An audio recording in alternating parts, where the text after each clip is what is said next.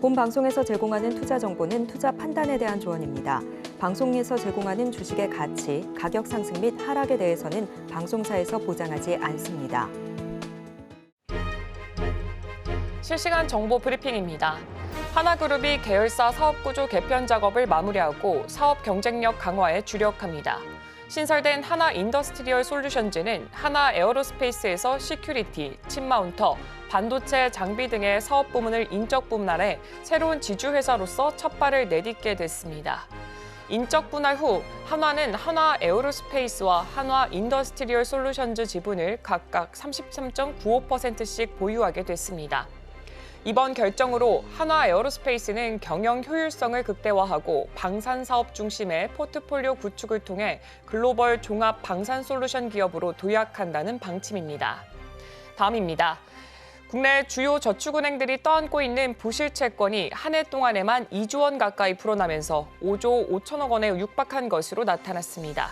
상위 10개 저축은행의 자산 건전성이 악화되며 대손 충당금 적립 규모도 늘어나다 보니 전체 저축은행업계 대손 충당금 적립 규모도 지난해보다 4천억 원가량 늘어나며 2조 3,285억 원까지 증가했습니다. 금융당국의 부동산 프로젝트 파이낸싱 구조 조정에 따라 강화된 사업성 평가 기준이 적용되며 부실로 분류된 대출이 급격히 늘어난 영향입니다. 이처럼 몸집을 불릴 리스크에 발목을 잡히면서 일부 저축은행들은 자본력의 경고등이 켜진 가운데 금융당국이 이를 예의주시하면서 업계의 긴장감은 점점 고조되고 있습니다. 이달 발표될 예정인 밸류업 지수에 시장의 관심이 집중되고 있습니다. 업계 전문가들은 밸류업 지수가 수급 측면에서 국내 증시에 긍정적일 수 있다고 평가했습니다. 다만 일본 밸류업 지수의 효과는 기대만큼 크지 못했고요. 밸류업 지수 및 연계 상장지수 펀드 등이 실제적인 성과로 이어지려면 결국 거버넌스 개혁이 핵심이라고 강조했습니다. 거래소는 주가 순자산 비율, 주가 수익 비율, 자기자본 이익률, 배당 성향, 배당 수익률, 현금 흐름 등 주요 투자 지표를 종합적으로 고려할 방침입니다. 이에 투자자들은 밸류업 지수에 편입되는 기업들이 지속적인 수익 창출 및 주주 환원을 통해 코리아 디스카운트 해소에 일조할 것으로 기대하고 있습니다. 내년 1월 시행 예정인 금융투자소득세가 완화 또는 유예될지 관심입니다. 정부와 여당은 금투세를 폐지해야 한다는 입장이지만 야당이 폐지보다는 개편이 필요하다는 목소리를 내고 있어서 폐지가 쉽지 않을 것이라는 분석입니다. 여야 대표가 금투세 개편 필요성에 대해서 공감한 것은 내년 금투세 시행이 미뤄질 수 있다는 기대감을 높입니다. 향후 주식시장 개선 방안 등을 종합적으로 검토하는 과정에서 금투세 완화 또는 유예가 확정될 수 있다는 의견입니다.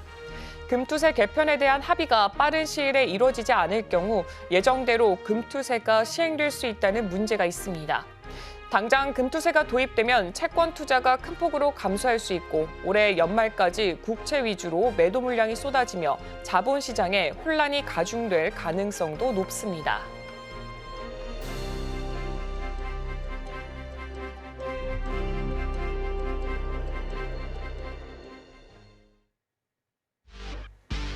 시청자 여러분 안녕하세요. 증시8 시작합니다. 진행의 이가은입니다. 오은비입니다. 네, 어제 뉴욕 증시는 노동절로 하루 휴장에 들어갔습니다. 유럽 증시는 전반적으로 보합권에서 무난하게 마무리하는 모습이었고요. 또 다양한 경제 지표가 이번 주에 발표된다라고 말씀드린 바 있습니다. 당장 오늘 밤에는 ISM 제조업 PMI가 발표되고요. 목요일에는 또 서비스업 PMI가 발표될 예정입니다. 최근에 제조업은 조금 꺾여도 서비스업이 상승하게 되면서 경기 침체는 아니다라는 부분을 계속해서 확인시켜주고 있는데요. 이런 부분을 이번 주에도 다시 한번 확인하는 주간이 될 수 있을 것 같고요. 더불어서 고용 지표들도 나올 예정입니다. 이걸 통해서 연준이 FOMC에서 금리를 얼마나 인하하게 될지 이 부분에 대한 힌트도 얻을 수 있을 것으로 보이고요. 일단은 모멘텀이 좀 딱히 없는 상황 속에서 우리 증시도 흘러가고 있고 거래 대금도 좀 한산한 상황 속에서 어제는 오랜만에 또 2차 전지 쪽으로 수급이 들어오는 모습이었죠. 네, 그렇다면 지난 거래일 우리 증시도 다시 한 번 더 되짚어 보도록 하겠습니다. 네, 2일의 코스피 지수는 2,680선 위에서 마감을 했습니다. 외국인 투자자가 7거래일 만에 순매수로 전환한 가운데 2차 전지 관련 기업들 마찬가지로 이렇게 반등세가 눈에 띄는 모습을 보여줬습니다. 유가증권 시장과 코스닥 모두 특별한 등락 요인이 없어서 거래가 그렇게 마냥 크게 활발한 모습은 또 나타내지가 않았습니다. 이날 장 초반 화장품과 보안 관련주들 강세를 크게 보여줬고요. 오후로 갈수록 2차 전지 관련주들로 또 수급이 이동하는 모습도 나타났습니다. 유가증권 시장에서 LG 에너지솔루션이 6.19% 올라가면서 5개월 만에 40만 원 선 탈환했고요. 또 포스코홀딩스와 삼성 SDI도 각각 5.88%, 4.24% 상승 마감했습니다.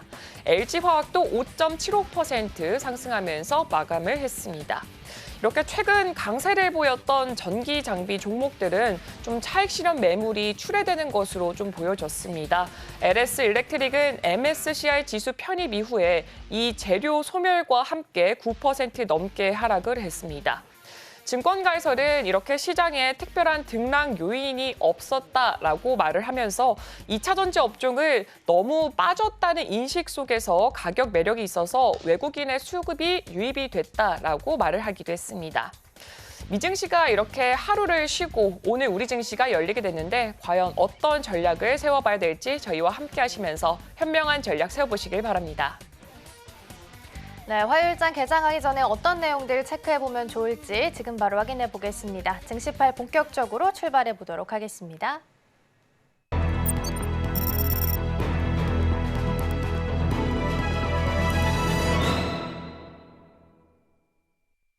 네, 오늘의 포커스 온으로 이어가 보도록 하겠습니다. 오늘 도움 말씀에는 서울경제TV 포커스 온 오민 전문가 화상으로 연결되어 있습니다.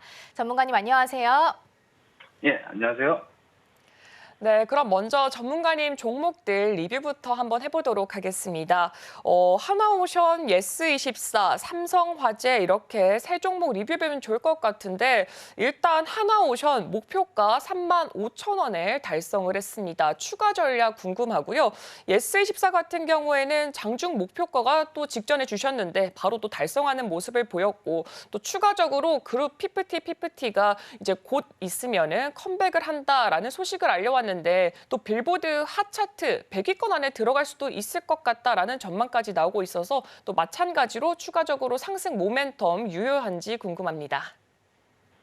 예, 먼저 하나오션부터 살펴보도록 하겠습니다. 하나오션, 제가 말씀드렸었던 35,000원의 목표가를 이제 지난주 금요일 날 달성하면서 좋은 흐름 보여주는 듯 했어요. 그리고 어제 같은 경우에도 이제 목표가에서 놓치신 분들 이제 한 번 더 매도하시라고 어떻게 보면 스틱 위에서 고점 찍고 이제 내려왔는데 지난주 금요일 종가에서 이제 변동이 없는 모습을 보여줬었거든요. 제가 이제 말씀드린 저와 함께 하신 분들은 이제 금요일 날 미리 이제 매도가 먼저 나갔습니다. 이제 절반 물량 정도 익절이 나가고 추가적으로 이제 상승에 대한 부분까지 이제 저는 이 종목 길게 보겠다고 이제 애초에 말씀드렸다시피 여기서 이제 만족할 만한 수익률은 아니다라고 이제 말씀드리면서 추가적으로 이제 목표가 2차 목표가 설정해서 이제 잡아 들어가겠다라고 이제 말씀을 드렸었는데 지금 일단은 목표가를 터치를 하고 내려온 상황이잖아요. 그렇기 때문에 지금 이 자리 앞전에 다시 이제 음봉으로 마감 지었고 여기서 내려오게 되면은 33,300원이 대략 5%, 약 5%의 가량 정도 수익권이거든요. 이 자리 무조건 지켜줘야 된다라고 이제 말씀을 드릴 수 있겠고요. 이 자리는 무조건 이제 우리는 익절만 생각을 해야 된다라고 이제 말씀을 먼저 드리고 싶고요. 33,300원 5% 정도의 수익권을 우리가 반드시 지키면서 대응을 해야 된다. 추가 대응을 하더라도 우리 본전가까지 기다리시면 안 돼요. 매수가까지 기다리시면 안 되고 익절에 대한 부분 확실하게 설정하시면서 차근차근히 목표가를 설정하는 방법이 유효하다라고 이제 말씀을 드리고 싶고요. 두 번째 목표가, 2차 목표가는 지금 나머지 절반 물량에 대해서는 38,000원까지 지켜보도록 하는 전략이 상당히 유리하게 우리 시장을 대응할 수 있다라고 말씀을 드릴 수 있겠고요. 예스24 같은 경우에는 제가 지난주 금요일 날 매수 말씀드리자마자 어제 바로 상승하고 이제 음봉으로 마무리를 지었거든요. 이 자리가 어떻게 보면은 좀 상당히 중요할 수 있다라고 이제 보여집니다. 근데 제가 이제 우려되는 부분이 좀 있어요. 예스24 같은 경우에는 지금 보시게 되면은 파동이 너무 강력하게 나와주고 있어요. 지금 보시게 되면 앞전에 말씀드렸다시피 강하게 두 번에 강하게 나와주고 N자형 파동으로 만들면서 강하게 올려주는 싶더니 어제 같은 경우에도 윗꼬리를 이렇게 달고 내려왔어요. 윗꼬리를 달고 내려온 부분에 대해서 이제 분봉으로 조금 놓고 살펴봐야 될 것 같은데 조금 길게 보실 분들은 조금 괜찮겠다라고 말씀을 드릴 수 있겠습니다. 스윙 관점에서 보시는 분들은 이 자리 딱 보시게 되면은 이 자리를 흔들면서 소화를 하고 있다. 파동을 그만큼 강력하게 만들면서 이 자리에 이제 물린 어떤 누군가를 여기서 털어내고 있다라는 생각이 많이 드는 차트거든요. 움직임 자체가. 이 자리 이제 본전 줘가면서 털어낸다라는 느낌을 좀 강하게 받고 이 자리에서 따라 들어갔던 물량들도 털면서 누군가 밑에서 받고 있다라는 좀 의심을 좀 하게 돼요. 보시게 되면 거래량도 그렇고요. 이렇게 거래량도 보시게 되면 이 자리에서 거래량 계속 나와주고 있거든요. 계속 털려요. 여기서 올라갔다가 쭉 빠졌다가 올라갔다 빠졌다가 이렇게 계속해서 지속적으로 지금 되게 사람을 힘들게 만드는 종목이다라고 이제 말씀을 드릴 수 있겠고, 하지만 스윙적으로 봤을 때는 이 자리 우리가 이 흔드는 거지만 버텨야 된다라고 이제 말씀을 드리고 싶은데, 분봉상 1분봉상으로 조금 더 세분화 시켜서 놓고 보게 되면은 이 자리는 조금 단기적으로 가격 조정이 좀 나와줄 것 같은 위치에 있거든요. 보시게 되면은 이동평균선이 역배열로 이렇게 지금 만들어지고 있어요. 만들어지고 있는데 완벽하게 지금 21선을 잡질 못하면서 이 역배열이 이벽도가 확장되고 있는 모습을 보여주고 있거든요. 그리고 단기적으로 1분 보고상으로 어제 장을 놓고 봤을 때도 전반적으로 하락장에 하락하고 있는 추세를 그리고 있다라는 부분에 있어서는 제가 그래서 이제 두 가지의 방법을 좀 제시를 하고 싶습니다. 지금 어제 입절을 못하신 분들은 애초에 우리가 설정했던 5,100원 이 자리를 이탈하지 않는 선에서 추가적으로 상승이 나올 수 있는 부분을 기다려 봐야 하거든요. 이때 이 자리에서 양봉을 하나 나와주게, 이렇게 양봉이 하나 그려지면서 나와주게 되면은 충분히 이 자리에서 반등하면서 추가적으로 상승 나왔을 때, 단기적으로 상승 나왔을 때 본전가에서 우리 매수가에서 절반 정도 물량을 조금 정리를 하고 추가적으로 이제 이 추세 자체는 꺾이지 않았기 때문에 내려왔을 때 이 추세 상승 추세 하단선에서 한번 우리가 다시 그만큼 비중을 뺐던 비중만큼 다시 실어서 평단가를 낮춘 다음에 추가적으로 상승을 노리는 방법을 하나를 들 수 있겠고요. 난 이거 싫어. 난 단기적으로 봤는데 이미 벌써 수익 나오고 내려왔는데 어떻게 할 거야? 라고 하시는 분들은 지금 이 자리에서 지금 추가적으로 가격 조정이 나올 수 있기 때문에 2% 구간이거든요. 지금 손실 구간이 2% 구간이기 때문에 약손실에서 빠르게 잘라내는 것도 하나의 방법이다라고 말씀을 드리도록 하겠습니다. 그리고 삼성화재 한번 살펴보도록 할게요. 삼성화재 살펴보시게 되면은요, 어제 장대 양봉 나와줬습니다. 지금 삼성화재라는 종목 자체는 지금 시총이 지금 17조. 그렇기 때문에 4% 정도 상승률이 나와줬거든요. 이 정도면은 코스닥에서 말하는 장대 양봉 나왔다라고 보셔도 되는 겁니다. 그렇기 때문에 지금 이 자리 확실하게 돌파가 나와주면서 전고점 이 자리를 여기까지 도달을 했다라고 말씀을 드릴 수 있겠고, 앞으로 이제 상승과 관련된 부분은 지속적으로 우리가 지켜봐도 될 것 같다라고 이제 말씀을 드릴 수 있을 것 같습니다. 삼성화재라는 종목 보시게 되면은 어떻게 보면 보험 관련돼서 1등 기업이에요. 대장주의 역할을 하고 있다는 얘기거든요. 그리고 15분 봉상으로 놓고 보더라도 지금 차트 흐름이 너무 좋아요. 사실은 너무 좋고 이 자리에서 지금 넘어가게 됐을 때 이 자리 매물대 없거든요. 거의 없다시피 한 매물대거든요. 이 자리는. 그때는 추가적으로 우리가 목표하는 40만 원까지의 목표가까지 충분히 달성 가능한 위치에 이제 초입이다. 라고 말씀을 드리면서 지속적인 홀딩 관점으로 지켜볼 수 있다라고 말씀을 드릴 수 있겠고요. 돌파 관점에서도 지금이 어떻게 보면은 돌파 타점에 대한 맥점이 될 수 있다라고 말씀드리도록 하겠습니다.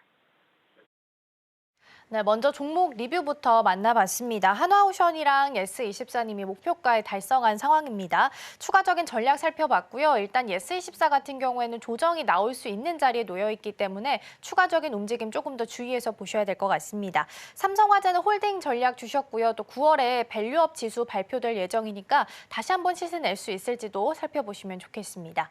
자, 그럼 계속해서 어제 장 마감한 후에 시간 외에서 움직였던 종목들도 함께 체크해 보도록 하겠습니다. 네, 시간의 특징주입니다. 갤럭시아 SM, 갤럭시아 머니트리, K옥션, SU홀딩스, 다날 있고요. 어제 시간회에서는 개별 이슈에 따라서 움직임을 보인 종목들이 많았습니다. 그중에서도 STO, 코인 관련주들이 테마를 이루면서 강세를 보였고요. 현재 트럼프 후보 그리고 그의 가족들까지도 코인 시장에 러브콜을 보내고 있는 상황이고 국내에서는 지난 5월에 폐기됐던 STO 시장 법제화를 위해서 법안을 재발의한다라는 소식까지 함께 전해지고 있습니다. 관련된 내용 잠시 후에 함께 체크해 보시죠. 네, 시간의 특징주 먼저 확인해 봤습니다. 전문가님, 이 중에서 어떤 종목 추가적으로 좀 보면 좋을까요? 전체적으로 봤을 때는 갤럭시아 머니터리 제가 이것도 탑픽 종목으로 선정했던 종목이 시간에서 강력한 상승이 나와주면서 어떻게 보면은 지금 갤럭시아 머니터리에 집중을 해야 되지 않을까라고 이제 말씀을 드리도록 하겠습니다. 갤럭시아 머니터리 같은 경우에는 제가 이제 어떻게 보면 이제 좀 리뷰를 좀 진행해야 될 것 같은 상황인데 갤럭시아 머니터리가 어떻게 보면은 차트상으로 위치가 가장 좋다라고 말씀을 드릴 수 있을 것 같아요. 먼저 갤럭시아 SM부터 한번 살펴보도록 하면요. 갤럭시아 SM 같은 경우에는 지금 이 자리에서 바닥에서 저항선에 지금 머물러 있는 위치거든요. 그러면서 바닥에서 바닥권을 완벽하게 회복하는 모습을 보여주고 있지 못하다라고 이제 말씀을 드릴 수 있겠고요. K옥션도 마찬가지예요. K옥션도 지금 바닥권에서 지금 우리가 손익비가 너무 안 나오는 구간에 있다. 너무 바닥권이긴 하지만 이 자리는 넘어갈 거예요. 시간 3,690원에서 이제 종가가 마감이 됐기 때문에 3,690원 한번 살펴보도록 하면요. 이 자리 매물대에서 먹을 자리가 그렇게 많지 않은 손절폭도 어떻게 보면 1대1 구간이기 때문에 그래도 손실폭이 좀 적어야 저는 이제 진입하는 관점에서 이제 진입을 하거든요. 그런데 지금 손절폭이 1대1 구간으로 거의 비슷비슷해요. 그렇기 때문에 먹을 수 있으면 이제 돌파 구간에서 충분히 진입을 가능은 하겠지만 어떻게 보면은 제가 이제 탑 종목으로 나갔던 갤럭시아 머니터리가 충분히 자리가 이제 만들어지면서 상승에 대한 부분 만들어주고 있거든요. 그러면서 지금 대략 한 10% 구간의 수익권까지 이제 올라올 것 같습니다. 8,310원. 시간의 종가에서 어제 전일 시간의 종가가 8,310원에 마감되면서 오늘 이 자리에서 충분히 스타트를 할 수 있을 가능성이 높거든요. 이 자리 부분에서. 근데 이 자리 보시게 되면 이 음봉이죠. 음봉의 시가예요. 장대 음봉의 시가이기 때문에 이 자리는 가뿐하게 뛰어넘었다라고 이제 말씀을 드릴 수 있겠고요. 여기서 우리가 추가적으로 볼 수 있는 부분은 이제 목표가 최종 목표가는 10,000원인데 지금 이 자리에서 9,000원 부근에서 이제 한 번 더 어떻게 보면은 익절 구간을 설정해야 되는 중간 지점의 위치다라고 이제 말씀을 드릴 수 있겠고요. 이 종목 같은 경우에는 지금 돌파 영역에서 충분히 따라 들어가셔도 됩니다. 손절가 8,000원 잡고 돌파 영역에서 따라 들어갈 수 있는 추격 매매 형태로 우리가 따라 들어가는 매매 충분히 가능한 위치다라고 이제 말씀을 드릴 수 있겠고요. 기존에 보유하고 계신 탑픽 종목으로 나갔던 종목이기 때문에 이 8,000원 구간을 익절 라인으로 설정하고 우리가 추가적으로 이제 상승에 대한 부분 익절가를 설정하면서 올라가야 되지 않을까라고 이제 말씀을 드리도록 하겠습니다. 그리고 2차 전지 관련주들도 한번 살펴봐야 될 것 같거든요. 2차 전지 지금 최근에 이제 EU에서 이제 중국에서 생산한 테슬라 차량 관세를 인하했다라는 소식이 나와주면서 전기차 관련된 부분에서 어떻게 보면 호재다. 왜냐? 관세가 줄어들기 때문에 차량 가격이 그만큼 낮아질 수 있거든요. 그렇게 되면 차량의 수요가 증가하는 효과가 나타나겠죠. 그러면은 테슬라도 전기차다 보니까 배터리, 2차 전지가 들어가는 배터리의 부분이 상당수를 차지합니다. 그러므로 인해서 2차 전지 관련주들이 조금 호재를 맞지 않았나라고 이제 말씀을 드릴 수 있겠고요. 이 테슬라의 일론 머스크는 또 이제 캐나다에다가 추가적으로 관세 인하에 대한 부분을 이제 추가적으로 어필을 하기 시작했습니다. 요구를 하면서 이게 이제 캐나다에서 받아들여지게 될 경우에는 테슬라가 이제 확장할 수 있는 매출이 다시 한번 성장할 수 있는 계기가 되겠죠.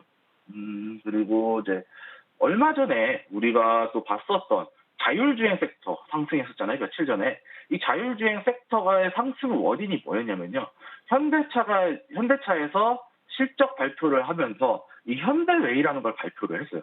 이 10년간 장기적으로 큰 돈을 투자하겠다라면서 장기 투자 계획을 발표를 했는데 이때 내용을 봐야 되는 부분이 EV, 전기차죠. 전기차의 라인업을 풀 라인업으로 이제 제네시스까지 풀 라인업으로 설정을 하겠다. 그러면서 이 전기차 생산에 대한 부분에 대해서 강력한 의지를 보여줬었거든요. 그러면서 추가적으로 이제 2차 전지 관련주들이 상당히 강세를 보였습니다. LG 에너지 솔루션, LG 엔솔부터 한번 살펴보도록 할 텐데, LG 엔솔 같은 경우에는 지금 보시게 되면은, 매물대에 잡혀 있어요, 지금. 어제 종가 같은 경우에는 지금 매물대를 맞고 음봉이 나와줬습니다. 저 같은 경우는 지금 LG 엔솔 같은 경우에는 어떻게 보면 차트가 제일 좋아요. 그러면서 이렇게 큰 흐름상에서 박스권이 이제 만들어지는 구간이다라고 이제 보고 있거든요. 그런데 여기까지 내려오면은 바닥이에요.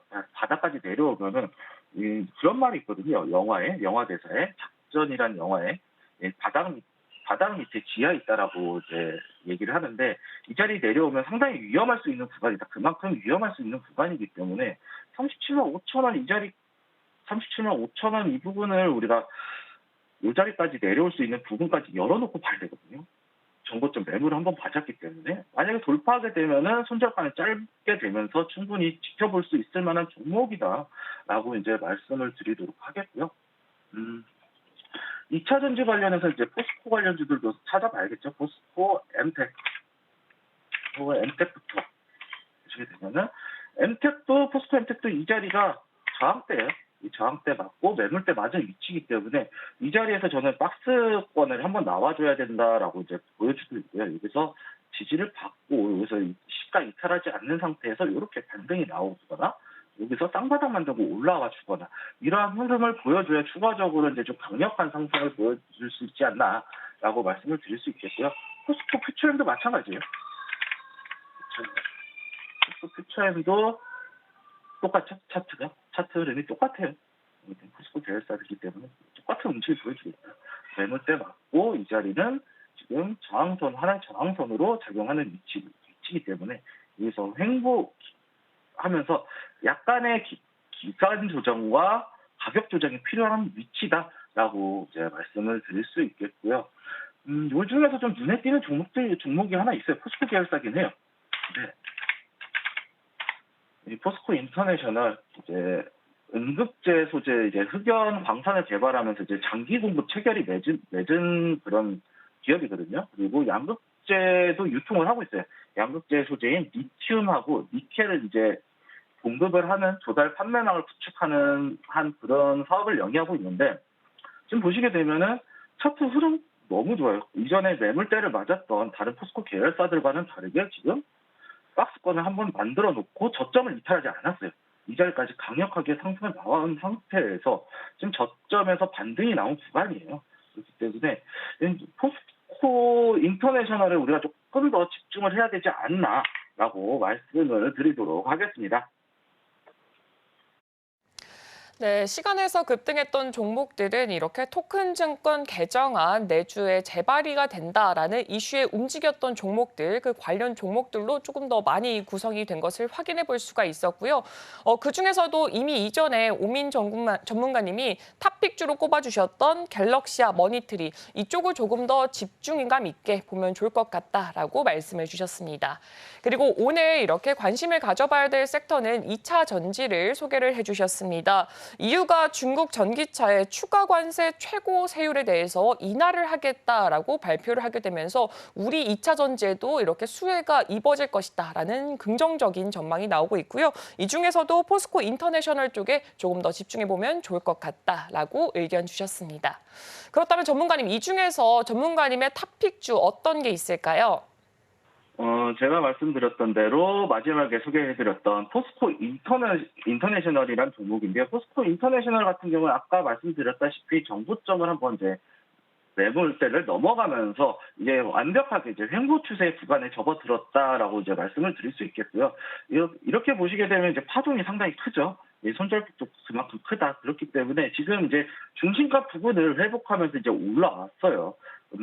그렇지만 지금 단기적으로 봤을 때는 이 자리가 단기적인 매물대로 작용할 수 있다라고 이제 보여지기 때문에 바로 매수하기보다는 좀 눌리면서 매수를 하는 것이 좋지 않을까라고 말씀을 드릴 수 있겠고요. 매수가는 조금 눌렸을 때 금요일 날 캔들 이제 꼬리 부분인 55,300원에서 56,000원 사이에서 매수하는 것을 좀 권장하겠고요.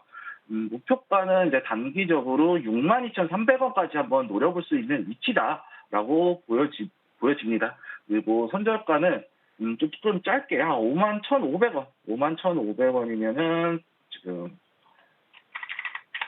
이 자리거든요. 앞전에 단기적인 박스권의 중심가 부분이에요. 이 자리는 반드시 지켜줘야 하기 때문에 이 자리는 반드시 지켜야 되는 손절가로 잡고 대응하면 좋을 것 같다라고 말씀드리면서 오늘의 탑픽 종목 소개 마치도록 하겠습니다. 네, 오늘의 탑픽 종목으로 포스코 인터내셔널 만나봤습니다. S&P와 무디스에서 일단은 처음으로 글로벌 신용 등급을 획득했다라는 호재에 있습니다. 앞으로 외화채를 조달하는 데 있어서도 조금 더 쉬울 수 있을 것 같고요. 차트상으로 봤을 때도 계속해서 저점을 좀 이탈하지 않은 채 올라오고 있다라는 부분도 포인트 삼으면 좋겠습니다. 목표가 62,300원, 손절가는 51,500원 말씀해 주셨습니다. 오늘 도움 말씀 여기까지 듣도록 하겠습니다. 전문가님 고맙습니다. 예, 감사합니다. 네, 오늘의 탑픽 종목 화면을 통해서 다시 한번 정리해보고요. 계속해서 이어가 보도록 하겠습니다.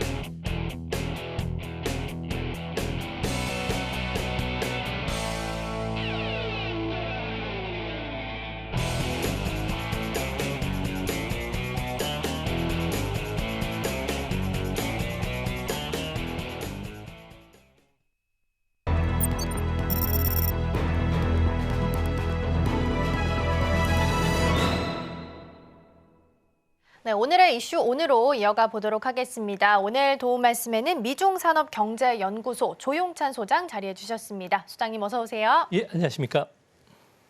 네, 오늘의 주제 먼저 확인해 보도록 하겠습니다. 오늘의 주제입니다. 글로벌 변동성 이슈와 반도체 향방 살펴보도록 하겠습니다.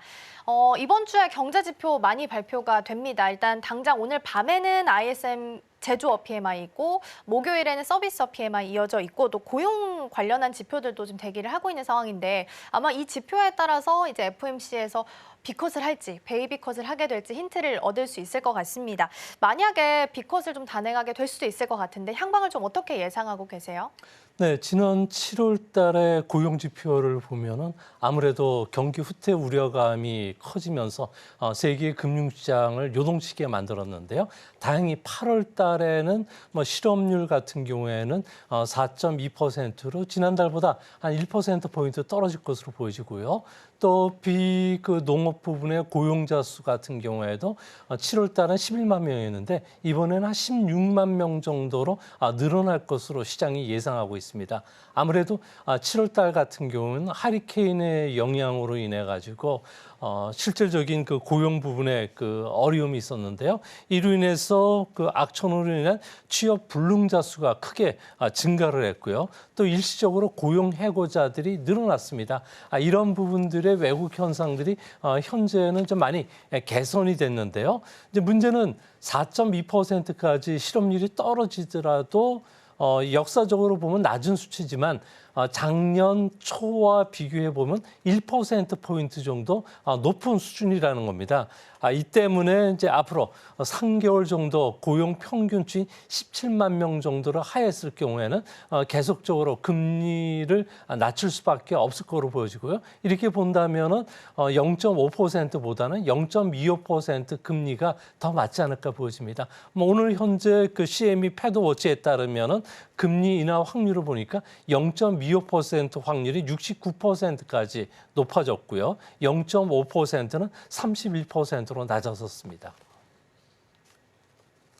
네, 이렇게 시장에서는 현재 금리 인하 폭을 0.25%에 조금 더 무게를 두고 있는 것으로 보여지고 있습니다. 그렇다면 소장님, 지금 자연재해와 같은 이 일시적 요인 때문에 하락했던 이 고용 지표가 8월에는 조금 더 회복될 것이다라고 전망을 보여주셨는데요. 이때 시장의 근심은 실업률이 다시 회복을 한다 하더라도 안심할 범위가 지금까지는 아니기 때문에 미국 경제가 다시 침체기에 접어들 수 있지 않을까라는 우려감도 나오고 있습니다. 그렇다면 미국의 이 경제 연착륙 가능성에 대해서는 어떻게 보고 계신가요? 네, 결론적으로 말씀을 드려서 연착륙이 가능할 것으로 보여지고요. 또 샴의 그 법칙에 따라서 경기 후퇴기에 들어갔는지를 판별하는 이런 그림이 있습니다. 샴의 법칙이라는 것은 FRB의 이코노미스트인 3에 의해서 추계식이 2019년 5월 달에 발표가 됐는데요. 최근 3개월의 평균값이 과거 1년의 최저치보다도 0.5%포인트 정도가 높아지면은 경기 후퇴에 들어간다는 이런 모델입니다. 7월 달에 실업률이 4.3%를 샴의 법칙에 의해서 값을 구해보면은 0.53%포인트까지, 그러니까 기준치를 넘어섰는데요. 하지만 그 문제는 통계 수치는 일회성으로 잠시 올라가는 거에 대해서는 왜곡 현상이 상당히 많다는 겁니다. 조금 전에도 말씀드렸듯이 자연재해도 일어날 수가 있겠고요. 질병이나 테러, 그리고 그 연말에 상정 같은 계절적인 영향을 많이 받기 때문에 일회성보다는 여러 번 상황을 좀 지켜봐야 되는데요. 고용 기조 자체는 서서히 둔화되는 것은 맞지만 이제 금리 인하가 시작이 되면은 미국 경기 같은 경우에는 후퇴 없이 연착륙할 가능성이 현재로서는 더 높지 않나, 그런 측면에서 봤을 경우에 연말까지 주시장의 상승 흐름은 이어지지 않을까 보여집니다. 네, 그래도 연착륙 가능성이 조금은 높아지고 있다라는 부분 언급해 주셨습니다. 그렇게 된다면 연내 3회 혹은 총 0.75% 정도 금리 인하 가능성도 높아질 수 있겠다라는 부분도 함께 보시면 좋겠습니다. 9월에 시장이 문을 열었습니다. 우리 시장 안에서 주도주라고 하면 또 반도체 이야기를 빼놓을 수가 없을 것 같아서 짚고 넘어가 보겠습니다. 엔비디아 실적 발표가 나왔는데 잘 나왔음에도 이제 예상치에 미치지 못했다라는 빌미로 인해서 차익이 나오고 계속 좀 약세를 보이고 있어요. 그래서 반도체주가 이렇게 하락이 길어지는 이유를 찾자면 어디서 좀 찾을 수 있을까요? 네, 반도체주가 하락했던 것은 7월 17일부터 시작이 됐는데요. 이때 바이든 행정부가 대중국 반도체 장비에 대한 수출 규제를 강화하면서 네덜란드의 ASML, 일본의 도쿄 일렉트로, 그리고 미국의 어플라이드 머티리얼의 향후 실적들이 악화될 것이라는 전망 때문에 주가가 조정이 시작이 됐었습니다. 하지만 8월 중순 이후에는 다시 반등을 했는데요. 이는 세계 주가 반등에 따른 영향으로 보여집니다. 겁니다. 이제 투자가들이 이제 주목해서 보셔야 될 점은 필라델피아 반도체 지수가 올해 들어서 계속적으로 나스닥 지수를 상회해오는 퍼포먼스를 보여줘왔는데요. 이제 이런 퍼포먼스가 이제 줄어들기 시작했다는 겁니다. 아무래도 상성 AI에 대해서 회의적인 시각이 많이 평비한데요. AI 투자들이 각 기업들이 경쟁적으로 뛰어들다 보니까 경쟁 격화로 인해서 기대 수익률이 떨어졌기 때문에 그렇습니다. 또 한 가지는 반도체와 관련된 기술 전쟁이 다음 누가 미국 대통령이 되든지 간에 계속 격화될 수밖에 없다는 겁니다. 이 때문에 당분간 반도체와 관련된 주가는 좀 세계 주가 흐름과 같이 연동돼서 움직일 가능성이 있지 않나 이렇게 보여집니다. 네, 현재 반도체 지수 같은 경우에는 미중 반도체 마찰로 조정 국면에 들어간 것으로 보인다라는 의견을 주셨고요.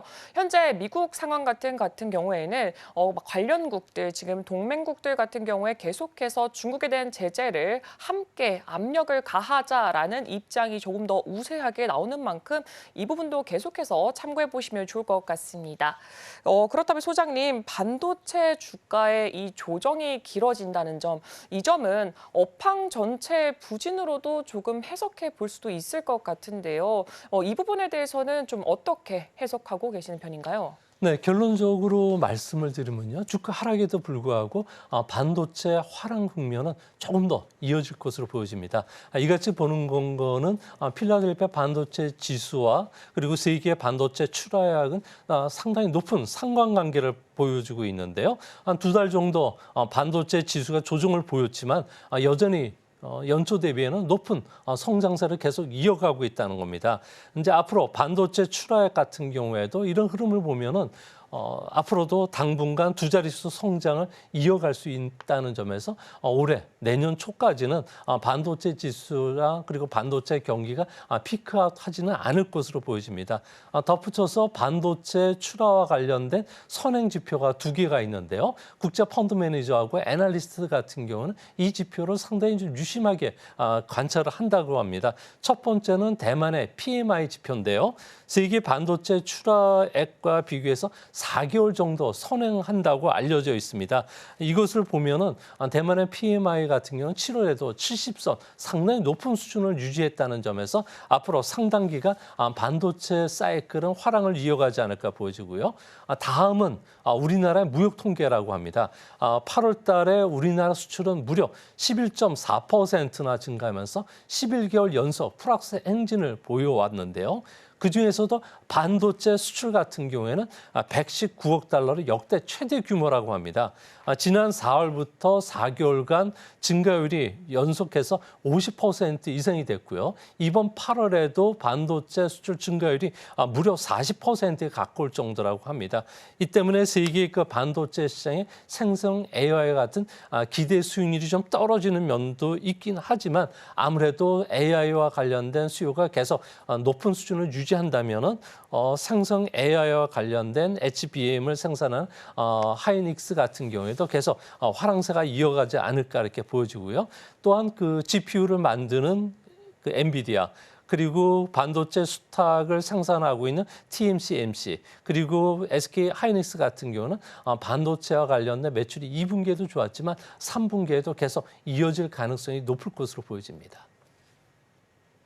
네, 반도체 관련한 지표를 체크한다면 대만의 PMI 그리고 한국의 수출 데이터 보시면 좋을 것 같습니다. 특히 한국의 수출 데이터 같은 경우엔 8월 달 기준으로 8월 반도체 수출이 지금 YOY 대비해서 38.8% 큰 폭으로 증가한 것으로 나타났기 때문에 일단은 화랑 국면이 계속해서 피크아웃 우려 없이 지속될 수 있겠다라는 부분을 언급을 좀 해주셨습니다. 그럼 수장님, 이 화랑 국면이 언제까지 이어질 수 있을지도 중요할 것 같아요. 시간을 좀 보자면 어느 정도 예상을 하세요? 네, 반도체 사이클로 보면은 반도체 피크는 이번 그 내년 초쯤 찾아올 가능성이 있고요. 반도체 화랑 국면은 내년 상반기까지 계속 이어지지 않을까 보여집니다.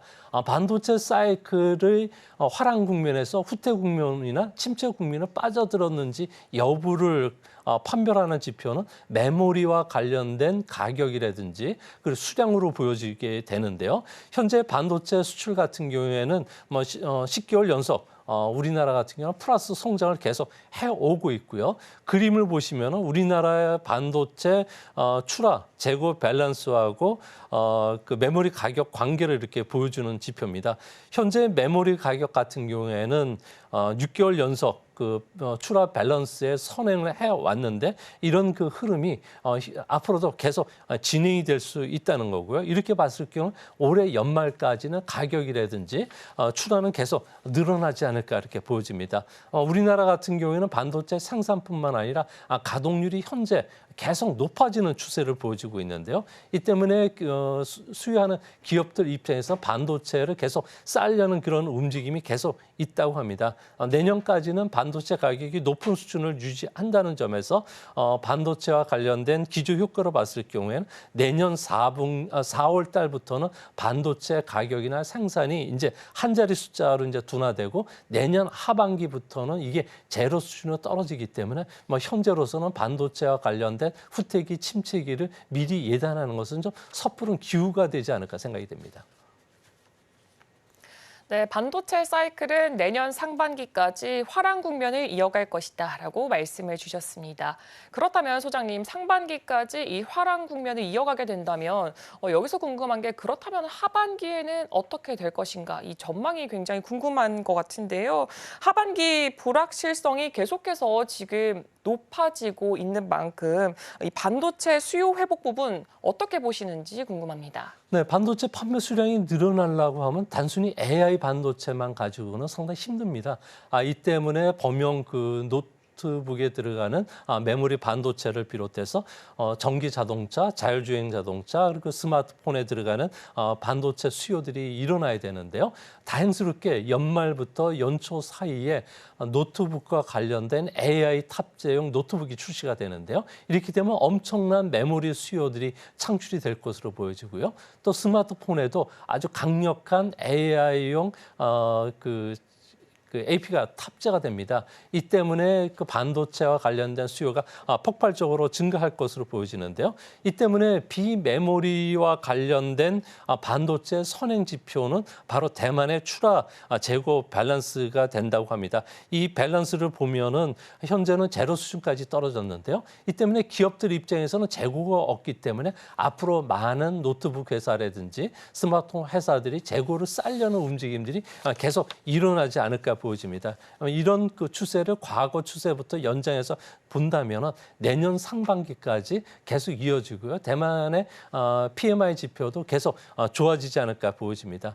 그렇게 봤을 경우에 필라델피아 반도체 지수가 다시 최고치를 다시 경신할지는 불투명하지만 현재보다는 높은 수준의 주가를 형성하는 것은 연말에는 충분히 가능하지 않을까 보여집니다. 이제 앞으로 미중 간의 반도체와 관련된 기술 전쟁이 어떻게 진행이 될지 AI 투자가 얼마만큼 폭발적으로 증가하면서 이에 따른 기대 수익률이 얼마만큼 떨어질지를 좀 더 꼼꼼하게 챙겨보실 필요가 있지 않나 생각이 됩니다.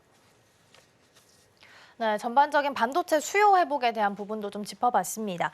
우리나라 반도체 수출의 절반 이상을 차지하는 나라가 또 중국인데 최근 중국의 경기 회복이나 수요가 부진한 것으로 계속 장기화되는 것으로 나타나고 있습니다. 그러면 수출하는 나라를 이제 우리나라 입장에서 봤을 때 이제 중국 말고 다른 나라로 좀 시선을 돌려야 될 때가 온 걸까요?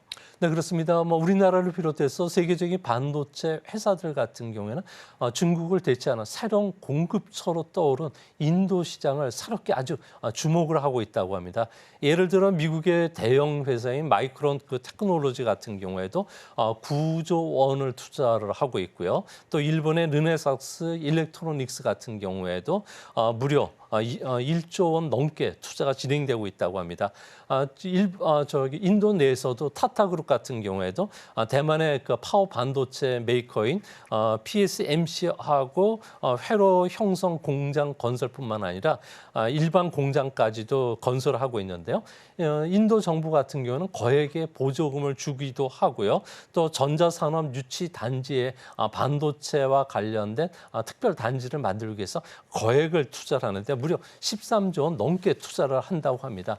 이 때문에 인도 같은 경우에는 반도체 내재화를 상당히 좀 먼저 서두르고 있는데요. 아무래도 인도의 무역 국자의 대부분은 중국으로부터 전자제품과 관련된 중간재나 소재 부분이 워낙 많기 때문에 이 부분을 국산화시키는 작업들을 쓰고 있다고 합니다. 모디 행정부 같은 경우에는 메이크 인 인디아 정책에 의해서 자립 인도라는 제조업과 관련된 그 육성 정책을 계속 펼치고 있는데요. 이 때문에 앞으로 인구 면에서는 중국을 제친 1위 국가가 됐고요. 이제 2030년은 세계 3위 경제 대국이 될 가능성이 크기 때문에 인도 시장과 관련된 반도체와 관련된 발전을 좀 더 주목하고 우리 기업들도 이제 본격적으로 진출하지 않을까 생각이 됩니다. 네, 미중 간 반도체 갈등으로 인해서 인도가 글로벌 공급망으로 부각되고 있다라고 말씀을 주셨습니다. 네, 그렇다면 소장님 이제 미국 대선 이야기를 한번 넘어가 보면 좋을 것 같습니다. 한동안은 해리스 트레이드다 아니면은 트럼프 트레이드다 굉장히 시끌벅적했던 시즌이 엊그제 같은데 요즘은 조금 잠잠한 듯한 모습을 보여주고 있습니다. 지금 11월까지 정말 불과 2달여 앞에 남겨둔 상황에서 지금 이 판도는 어떻게 흐름을 좀 잡아봐야 될까요? 네, 이제 대선이 불과 60여일 앞으로 다가왔는데요. 현재 지지층들은 거의 결집되어 있는 상태이기 때문에 상대방 후보를 헐뜯으면서 지지층을 좀 위안시키는 전략들을 많이 쓰고 있다고 합니다. 하지만 지지율 측면에서는 3에서 4% 정도 해리스가 좀 앞서가고 있는 상황이고요. 하지만 미국 대선 같은 경우에는 대의원들이 좀 뽑는 그거기 때문에 선거인단을 누가 많이 확보하느냐의 싸움입니다. 이 때문에 현재 79석의 그 대의원들이 있는 스윙 스테이트와 관련된 부분에서는 아직은 그 트럼프가 조금 앞서가고 있는데요. 하지만 중도 표심들 같은 경우에는 해리스에게 조금 더 쏠려가는 것은 분명하다고 합니다. 그중에서도 무당파 여성층 같은 경우에는 58%가 해리스를 지원하고 있고요. 또 트럼프 같은 경우는 37% 정도 지지율밖에 안 된다고 합니다. 아무래도 해리스가 조금 자연스럽고 인공 임신 중절 문제와 관련해서 적극적으로 나온 게 여성 표심을 좀 획득하는데 주요 원인이 됐고요. 특히 젊은 층이라고 해서 18세부터 34세 그리고 흑인 유권자 사이에서는 해리스가 좀 우세한 것으로 나옵니다. 이 때문에 이제 앞으로 정책적인 대결을 벌이게 될 가능성이 큰데요. 이제 경제나 인플레이션 문제와 관련해서는 여전히 트럼프가 조금 앞서 있는 편이고요. 기후 문제라든지 여성의 인권 문제와 관련해서 해리스가 좀 앞서 있기 때문에 이제 앞으로 상당한 치열한 지지율 그 경쟁이 벌어지지 않을까 생각이 됩니다. 네, 대선의 판도가 어떻게 바뀌게 될지는 좀 보셔야 될 것 같습니다. 일단 뉴스위크제 보도에 따르면 해리스 후보의 당선 확률이 60% 정도로 앞서 나가고 있다라는 기사 보도되고 있습니다. 후보별로 다양한 경제 정책이 좀 나오고 있는 상황인데 우리 시장 안에서 봤을 때 어떤 쪽이 조금 더 이익이 될지는 좀 셈법을 좀 따져봐야 될 것 같아요. 그래서 시나리오별로 글로벌 증시 영향을 좀 살펴주신다면 어떤 게 좀 있을까요? 네, 미국인들이 가장 중시하는 게 경제 그리고 인플레이션 문제뿐만 아니라 이민 문제가 된다고 합니다. 경제 문제와 관련해서 트럼프 같은 경우에는 60%의 대중국 관세 그리고 일반적으로 한 10% 수입품에 대해서 관세를 부과하게 되는데요. 이렇게 되면 미국의 중산층들 같은 경우에는 연간 $1,700 정도의 부담감이 더 증가하게 된다고 합니다. 이렇게 된다면 소비는 좀 줄어들 수밖에 없고 그리고 이민 문제로 인해서 그 물가 문제가 또 상승할 가능성이 큰데요. 이로 인해서 미국의 GDP는 한 0.6%포인트 내에 감소하지 않을까 보여집니다. 이는 단순히 나타나는 현상만의 문제고요. 이제 앞으로 미국의 그 무역 보복에 맞서서 유럽이나 캐나다, 멕시코, 중국도 대미와 관련된 무역의 보복 관세를 부과하게 됐을 경우에 지난 40년간 자유무역 체제가 흔들릴 가능성이 크다고 합니다. 이렇게 되면 앞으로 우리나라도 자동차뿐만 아니라 전자제품과 관련된 다양한 제품의 관세 부과로 해서 대중국 수출뿐만 아니라 전 세계 무역량 위축에 따라서 상당히 어려움에 처할 가능성이 크고요. 또 이런 상황이 계속이 된다면 돌파구를 마련하기 위해서 중국 같은 경우에도 군사적 위협을 가할 가능성이 큰데요. 이렇게 됐을 경우에 현재 동중국해, 남중국해 항로가 막힐 가능성이 크다는 점에서 우리나라의 그 물가 문제, 특히 식량 문제, 그리고 유류 도입의 안전선에도 큰 영향을 끼칠 가능성이 크다는 점에서 이번 대선에 누가 대통령이 될지 여부에 따라서 주식시장 그리고 글로벌 금융시장 같은 경우 트럼프 이길 때보다 더 큰 요동을 칠 가능성이 있지 않나 이렇게 보여집니다. 네, 대선 이후에 판도가 또 어떻게 바뀌게 될지 우리 기업들에겐 또 어떤 영향을 미치게 될지도 계속해서 좀 보셔야 될 것 같습니다. 마무리하기 전에 오늘 방송의 내용들 다시 한번 화면을 통해서 정리해 보도록 하겠습니다. 네, 오늘은 글로벌 변동성 이슈와 반도체 향방에 대해서 살펴봤습니다. 엔비디아를 비롯해서 반도체주 주가 전반적으로 하락세임에도 불구하고 반도체 사이클 자체만 놓고 봤을 때는 화랑 국면이 지속될 수 있겠다라는 부분 짚어주셨고요. 미국과 중국 사이의 반도체 전쟁이 심화될수록 이제 우리 기업 입장에서는 인도 쪽으로 다시 한번 시선을 돌려볼 때가 됐다라는 부분도 언급을 해주셨습니다.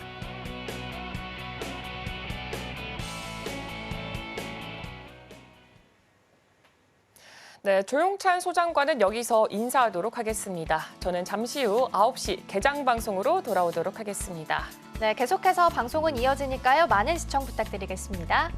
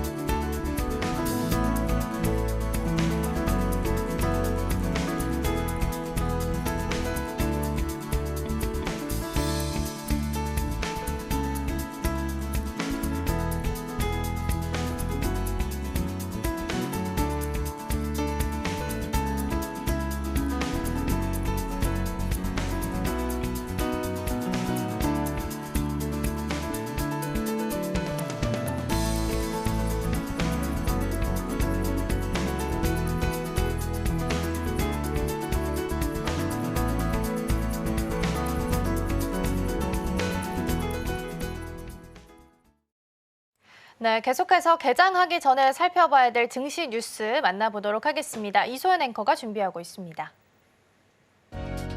네, 개장 전 알아봐야 할 실시간 증시 뉴스 시작합니다. 첫 번째 소식입니다. 이달 중 밸류업 지수가 발표될 예정인 가운데 10대 그룹 내 편입 종목 차별화가 나타날지 주목되고 있습니다. 증시 내 밸류업 정책 영향력이 커질 것이란 관측 역시 제기되고 있는데요. 코스피 대형주들 간 시가총액 순위 변동 가능성도 거론되고 있습니다. 한국거래소가 이달 발표하는 KRX 코리아 밸류업 지수의 삼성과 현대차 그룹에서 10대 그룹 중 최다인 5종목이 각각 편입될 것으로 예상됩니다. LG그룹도 다수의 편입 종목이 나올 것이란 기대가 나오고 있습니다. 밸류업 지수는 정부가 추진 중인 밸류업 정책의 일환으로 거래소가 산출하며 기업 가치 성장이 예상되는 상장 기업들로 구성됩니다. 주요 평가 지표로는 PBR과 PER, ROE, 그리고 배당 성향과 배당 수익률, 마지막으로 현금 흐름 등이 포함되고 있습니다. 밸류업 지수의 구성 종목은 100개에서 150개가 될 것으로 추정됩니다. 먼저 밸류업 지수를 선보인 일본도 JPX 프라임 150 지수를 150개 종목으로 구성한 바 있는데요. 밸류업 지수에 실제 편입될 경우 관련 종목들에 대해 기대감이 주가 물가에 반영될 것이란 전망이 나오고 있습니다. 코스피가 박스권 장세를 이어가고 있는 가운데 밸류업 정책이 반등의 돌파구가 될 수 있다는 분석입니다. 밸류업 지수를 추종하는 상장지수 펀드 출시로 패시금, 자금 유입 효과도 예상됩니다. 거래소는 이달 중 지수를 산출하고 연내 밸류업 ETF 출시와 밸류업 지수 선물 상장을 차질 없이 추진하겠다는 계획을 전했습니다. 국내 완성차 업계가 지난달 내수와 수출 판매 실적이 모두 뒷걸음질 친 것으로 나타났습니다. 고금리와 고물가로 인한 소비 침체와 더불어 지난해 호실적으로 인한 엽기적 효과가 겹치면서 판매량이 꺾였다는 분석입니다. 업계는 연말까지 SUV 등 고부가가치 차종과 경쟁력 있는 신차를 내세워 상반기 부진을 만회하겠다는 각오를 내비쳤습니다. 현대차 관계자는 고금리로 인한 수요 둔화와 경쟁 심화에 따른 인센티브 상승 등 불확실한 경영 환경이 지속되고 있다며 현재 수요와 정책에 적합한 생산 및 판매 체계를 강화하고 권역별 시장 변화에 탄력적으로 대응할 것이다라고 설명했습니다. 그런가 하면 중국 비아디가 지난달 사상 최대 판매량을 기록하며 쾌속 질주를 이어가고 있습니다. 8월 판매량은 1년 전보다 30% 늘어난 37만 대를 돌파했고요. 분야별로 보면 전기차가 12%, 하이브리드가 48% 급증해 전체 판매량의 3분의 2를 차지했습니다. 내수 시장을 꽉 잡고 있는 비아디는 해외 시장 공략도 강화하고 있습니다. 미국과 유럽에 이어 캐나다까지 관세 폭탄 행렬에 동참하고 나섰지만 이마저도 유럽과 멕시코 등 현지 생산 거점을 빠르게 늘리며 거침없이 시장을 흡수하고 있습니다. 반면 독일의 국민차 폭스바겐은 보릿고개를 넘고 있는데요. 폭스바겐 CEO는 몹시 어렵고 심각한 상황에 놓여 있다며 메가톤급 구조조정을 추진하기로 했습니다. 현지 언론들은 이번 조치로 약 2만 개의 일자리가 사라질 것으로 추정하고 있습니다. 테슬라도 고민이 깊긴 마찬가지입니다. 지난달 중국산 전기차 출하량은 3% 늘어 2달 연속 증가세를 이어가긴 했지만 미국과 유럽, 캐나다가 내놓은 관세 폭탄에 직격탄을 맞은 상태고요. 그나마 최근 중국 정부가 전기차 보조금을 종전의 2배 수준으로 확대하면서 현지 시장 수요가 반짝 늘어 한숨 돌렸습니다. 다만 이마저도 토종 업체들의 약진에 허덕이고 있습니다. 최근 코스닥 상장 예비 심사를 청구한 LS 이링크를 시작으로 LS그룹 계열사들의 기업 공개가 본격화될 것으로 보이면서 LS증권의 IB 역량 및 시장 내 존재감이 커질 것이라는 기대감이 나오고 있습니다. LS그룹의 중장기적으로 총 4개 이상의 자회사 IPO를 연이어 진행할 것이다라고 밝히면서 LS증권이 이에 따른 낙수 효과를 받을 것이라는 관측이 나오고 있는데요. 이런 계획에 따라 LS 이링크는 지난 20일 한국거래소에 코스닥 상장 예비 심사를 청구했습니다. LS 이링크는 전기차 충전 인프라 회사로 지난해 매출 280억 원, 영업이익 13억 원을 냈고 올해 상반기에는 매출 195억 원, 영업이익 22억 원을 기록한 바 있습니다. 예상 기업 가치는 5천억에서 8천억 원 수준입니다. 이외에 오는 2027년 내 상장 목표인 LS M&M뿐만 아니라 매출 1조 원대의 농기계 전문 회사 LS 엠트론, LS 일렉트릭의 자회사 LS 이모빌리티 솔루션, LS 전선 자회사이자 코로나19로 인해 IPO 상장이 철회된 바 있는 LS 에코 첨단 소재 등도 잠재적인 IPO 후보군으로 꼽히고 있습니다. 우주산업 발전에 로봇 기술이 기여할 것이다라는 기대감이 커지고 있습니다. 로봇 플랫폼 전문 기업 레인보우 로보틱스는 한국천문연구원과 78억 3천만 원 규모의 중고궤도 광학 감시 시스템 개발 계약을 체결했다고 2일 공시했는데요. 이번 계약은 레인보우 로보틱스의 지난해 매출액에서 약 51.2%에 해당하는 규모입니다. 이번 사업을 통해 레인보우 로보틱스는 천문연구원의 천체 망원경과 자동 관측 시스템을 포함한 광학 감시 시스템을 개발 및 납품하게 됩니다. 천문연구원은 최종 목표 중 하나인 중고궤도상의 자국 우주물체 및 자국 우주물체와 충돌할 수 있는 다른 우주물체를 발견, 식별하고 데이터화하는 데 활용할 계획입니다. 현지 시간 2일 워싱턴 포스트는 트럼프 캠프가 집권 시 이른바 정보효율위원회 신설을 검토하고 있다고 보도했습니다. 이 위원회는 예산 낭비성 프로그램에 대한 재정 지출을 삭감하는 동시에 불필요한 규제를 없애는 역할을 맡게 될 예정인데요. 여기에 일론 머스크 테슬라 최고 경영자가 참여할 가능성이 제기되고 있습니다. 다만 일론 머스크가 트럼프 전 대통령 재집권 시 정부기구에 참여할 경우 전기차와 우주 사업을 추진하는 사업가의 역할과 정보 자문 기업력 사이에서 이해 충돌이 발생할 가능성이 있다는 지적이 나오고 있습니다. 정부의 견제와 감독을 받는 동시에 정부와 대규모 거래도 하고 있는 만큼 머스크 CEO가 향후 자신의 사업에 유리한 방향으로 정책을 결정할 수 있다라는 우려 때문인데요. 실제로 테슬라는 현재 조 바이든 행정부에서 정부의 전기차 세액 공제 혜택을 누리는 동시에 정부의 친노조 정책으로 압박을 받기도 하고 있습니다. 인텔이 독일 공장 건설 계획을 백지화하고 일부 사업도 매각할 전망입니다. 구조 조정에 속도를 내고 있는 모습인데요. 다만 파운드리 사업은 아직 매각 대상에 오르지 않은 것으로 전해졌습니다. 인텔은 파운드리 부문의 부진으로 적자 폭이 커지자 인력 해고를 포함한 구조 조정에 착수하겠다고 지난달 발표한 바 있습니다. 매각 대상에는 알테라 사업이 올라와 있는데요. 알테라는 인텔이 2015년 167억 달러에 인수한 사업으로 일반 중앙 처리 장치와 달리 제조가 완료된 뒤에도 다시 프로그래밍을 할 수 있는 칩을 만드는 곳입니다. 칩을 특정 작업에 특화할 수 있어 인공지능 분야에 활용될 수 있을 것으로 기대됐으나 알테라의 올해 상반기 매출이 1년 전에 비해 반토막 나고 적자 전환하는 등 먹구름이 낀 상황에 인수 가격도 아직 불투명합니다. 한편 파운드리 부문을 매각할 가능성은 아직은 낮은 것으로 알려졌습니다. 인텔은 2021년 미국 정부의 반도체 제조 굴기에 발맞춰 파운드리 산업에 재진출했으나 적자 행진을 면치 못하고 있습니다. 오늘 제가 준비한 소식은 여기까지입니다. 계속해서 서울경제TV 증시 후 개장 방송과 함께 하시며 오늘 시장 대응하시길 바랍니다.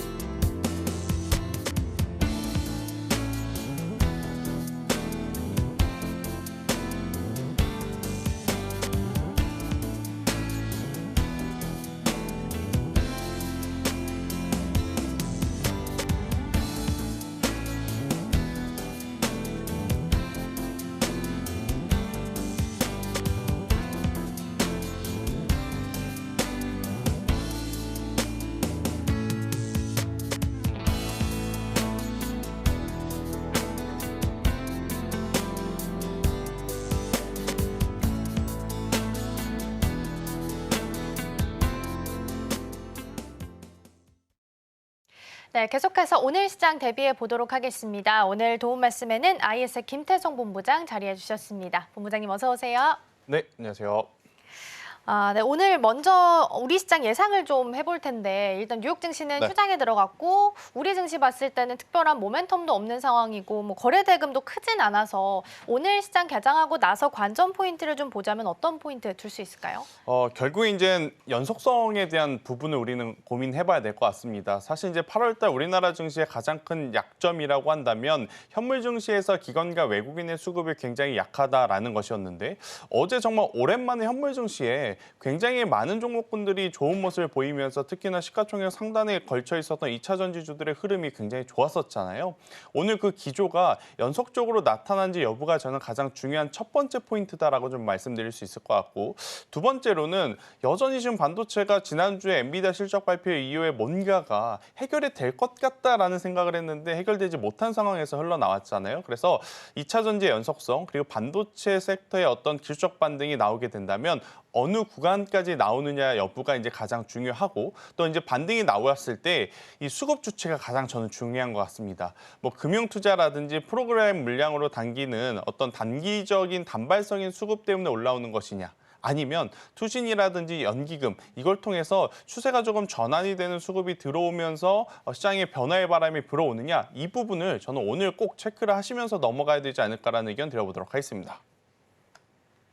네, 첫 번째로는 어제 좀 상승했던 2차 전지가 연속성을 가져가는지, 그리고 두 번째는 반도체가 기술적 반등을 보이는지, 그리고 보인다면 어디까지 이 선이 나오게 될지도 보셔야 될 것 같습니다. 수급 주체도 중요하니까 나중에 한번 좀 체크를 해보시면 좋을 것 같고요.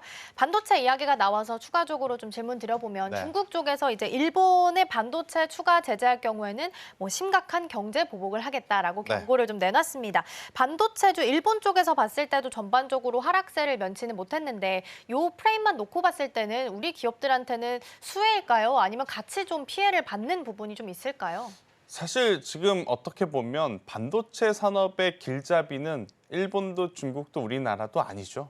그러니까 미국이. 엔비디아? 네. 네, 미국이 이제 어떤 방향을 가지고 이제 앞으로 많은 이야기들을 쏟아낼 것인지가 가장 중요할 것 같은데 결국 지금 미국과 중국의 사이도 좋지 않죠. 그로 인해서 반사수혜를 받는다라고 보는 우리나라 기업도 사실은 수출 물량이 많아지면 많아질수록 과거 트럼프 때를 생각을 해보면 우리나라도 마냥 좋다라고만은 할 수 저는 없을 것 같아요. 특히나 반도체 IT 같은 경우에는 호재 뉴스보다는 악재 뉴스가 조금 더 많아지는 것 같습니다. 우리나라 기업 말고 인텔에 대한 안 좋은 이야기도 있었고 엔비디아도 지금 수급에 대한 꼬임도 있었고 그러다 보니 반도체 섹터에서 이 뉴스를 이제 빌미로 만약 차입 물량이 나오게 된다라고 하면 저는 일정 부분은 경계를 해야 되긴 하겠습니다만 가장 중요한 건 결국엔 펀더멘탈이 흔들리고 있느냐 흔들리지 않느냐입니다. 그러니까 AI 시대에 우리가 흔히 이야기하는 버블런이 진짜 버블이냐 아니면 그냥 기후에 그치는 것이냐 저는 이 부분이 더 중요할 것 같다는 생각이 들어서요. 미국과 중국, 일본 여기서 나오는 뉴스를 저는 보시면서 대응을 하시는 것보다는 기업별로 제가 계속 강조드리지만 수급을 먼저 좀 체크를 하셔야 될 것 같고요. 반도체 IT 같은 경우에는 지난주 엔비디아 실적 굉장히 중요한 이벤트였는데 그냥 끝났습니다. 아무것도 얻는 것 없이 끝났기 때문에 그러면 또다시 새로운 일정을 기다려야 하는데 사실 굉장히 일정이 많지는 않아요. 그러면 반도체 IT가 기다리는 일정은 딱 하나 있을 수밖에 없죠. 3분기 실적. 그런데 2분기 실적 발표가 끝난 지 얼마 안 됐는데 3분기 실적까지의 그 기간 동안 굉장히 저는 또 이 진부한 흐름, 부진한 흐름 혹은 옆으로 좀 횡보하는 그런 흐름들이 나올 가능성이 높다라는 생각이 들어서요. 반도체 IT 같은 경우에는 지금 뉴스도 그렇게 좋지 못하니까 너무 공격적으로 비중을 확대를 하시면서 투자를 하시는 것보다는 흐름을 조금 더 지켜볼 필요는 있지 않겠는가라는 의견을 드리도록 하겠습니다. 네, 반도체주는 전반적으로 봤을 때는 일단 당분간은 횡보하는 기간이 좀 필요할 수도 있겠다라는 부분 언급해 주셨습니다. 근데 중요한 건 일단 펀더가 흔들리느냐 안 흔들리냐 이 부분이 가장 중요할 것 같고 흐름은 조금 더 보셔야 될 것 같습니다. 개장 후에도 함께 좀 체크해 드리도록 하겠고요. 어제 코프로 BM이 코스닥 1위에 다시 한번 올라서는 모습을 좀 보였습니다. 2차 전지 전반적으로 봤을 때는 좀 반등하는 모습을 보였는데 좀 진부한 질문일 수도 있는데 이게 네. 반짝 상승일지 아니면 진짜 완전 추세 돌려 세우는 상승일지 그게 가장 궁금하실 것 같거든요. 알다가도 모르겠습니다. 그쵸? 2차 전지는. 수급이 네. 정말 왔다 갔다 하는 것 같아요. 사실 인천 쪽에서 화재가 났을 때만 해도 이제 전기차 정말 힘들겠구나라고 생각을 했는데 오히려 다른 섹터들보다 먼저 빠져서인지 추가적인 어떤 가격 조정은 나오지 않더라고요. 그리고 이제 최근에 반등이 나올 때, 지수의 반등이 나올 때 반도체가 반등이 나올 거라 생각을 저도 이제 했었는데 오히려 반도체보다는 수급의 빈집 형태를 띈 2차 전지들의 반등세가 굉장히 강했고 어제 저는 굉장히 의미 있는 움직임이었다라고 생각을 합니다. 왜냐? LG에너지 솔루션과 삼성 SDI 혹은 SK이노베이션은 확실한 명분이 있어서 올랐었던 거거든요. 그런데 에코프로 그룹주와 포스코 그룹주가 어제 한 번에 올랐다는 것은 그만큼 지금 2차 전지의 수급이 개선이 되고 있다라고 해석을 좀 할 수 있는 부분이기에 저는 어제 이제 강했기 때문에 오늘 잠시 쉬어갈 수는 있어도 추가적인 단기 반발세는 저는 더 유지해 줄 가능성이 높다. 대신에 전제 조건이 있습니다. 지금 2차 전지 반등의 대상은 누구죠? LG 에너지 솔루션이죠. LG 에너지 솔루션이 일봉상 이평선들은 다 돌파했지만 여러분들이 주봉 차트를 한번 보시면 주봉상 2평에 지금 딱 걸려있는 상태예요. 자, 여기서 굉장히 큰 조정이 나오지 않는 상태에서 잘 버텨만 준다면 어제 후발주자로 움직였었던 포스코 그룹주와 에코프로 그룹주들의 추가적인 상승세 저는 충분히 기대해 볼 수 있다. 대신에 소비 심리가 개선이 안 됩니다. 그러니까 소비 심리와 투자 심리는 다르게 보셔야 되는데 지금 전기차를 사고자 하는 소비 심리가 개선이 되고 있는가? 그렇진 않습니다. 하지만 기술적 반발세에 맞춰서 오늘 또 테슬라 쪽에서 나온 뉴스는 뭐가 있었죠? 중국에서 전기차 판매량이 회복을 하고 있다. 맞아요. 이런 뉴스들이 좀 이어붙게 된다라고 하면 실질적으로 소비 심리는 나오지 않는다 하더라도 투자 심리의 개선으로 기술적 반등은 더 나올 수 있지 않겠는가라는 의견을 저는 드려보도록 하겠습니다. 네, 그럼 짧게 질문 하나 좀 더 네. 드려볼게요. 어제 아마 많이 들으셨겠지만 모건 스탠리 쪽에서 LG 엔솔, 삼성 SDI 뭐 이런 몇몇 종목들은 비중 확대 의견 제시했고 에코프로 BM은 또 비중을 축소하는 쪽으로 제시를 했거든요. 그럼 이렇게 시선 같은 2차 전지 안에서도 이렇게 차이를 보이는 이유는 어디서 볼 수 있을까요? 왜 우리 기업들 가지고 항상 모건 스탠리 쪽에서 네. 이러쿵저러쿵 말이 많을까요? 반도체도 그렇고 2차 전지도 그렇고 그냥 조용히 있으면 그래도 영향을 받잖아요. 어련히 알아서 잘 갈 기업들인데 일단 근데 당연히 그럴 수밖에 없는 게 배터리셀 3사는 제가 앞서서도 이야기 드렸지만 확실한 명분이 좀 있습니다. 그런데 지금 에코프로 그룹주 그러니까 원자재 같은 경우에는 우리가 한번 기대해 볼 수 있는 요소는 딱 하나밖에 없어요. 미국의 엘버말이라고 하는 기업이 반등을 했기 때문에 우리도 따라갈 수 있다. 그럼 엘버말이 왜 반등을 했느냐? 원자재의 어떤 수요가 많아서냐? 그건 아니거든요. 공급을 줄였기 때문에 이제 가격에 단기 반등이 나왔고 그걸 추종하는 어떤 수치들이 움직이는 상황이라 에코프로도 움직일 수는 있지만 앞서서 제가 말씀드렸다시피 근본적으로 소비 심리가 지금 해소가 되어 있지 않는 상태에서 2차 전지주들의 강한 어떤 상승세를 좀 기대할 수 없기 때문에 그런 이야기들이 나온 것이 아닌가라는 생각이 드는데요. 어제 처음으로 상승한 첫날입니다. 조금 너그럽게 우리가 이해해서 긍정적으로 좀 봐서요. 저는 추석 전까지는 한번 추가적인 상승세를 좀 기대해봐도 괜찮지 않겠나라는 의견을 드리도록 하겠습니다. 네, 2차 전지 전반적으로 체크를 좀 해봤습니다. 추가적인 상승은 좀 나올 수 있다라는 부분은 보시면 좋겠습니다. 일단 기간은 추석 전까지 좀 보시면 좋을 것 같고요. 셀 3사는 일단 어제 모건 스탠리 쪽에서 LG 엔솔, 삼성 SDI 관련해서 분명한 이유가 있었기 때문에 상승을 했지만 추가적인 상승이 나올지는 오늘 흐름 좀 보시면 좋겠습니다. 개장한 후에 함께 다시 체크해드리도록 할게요.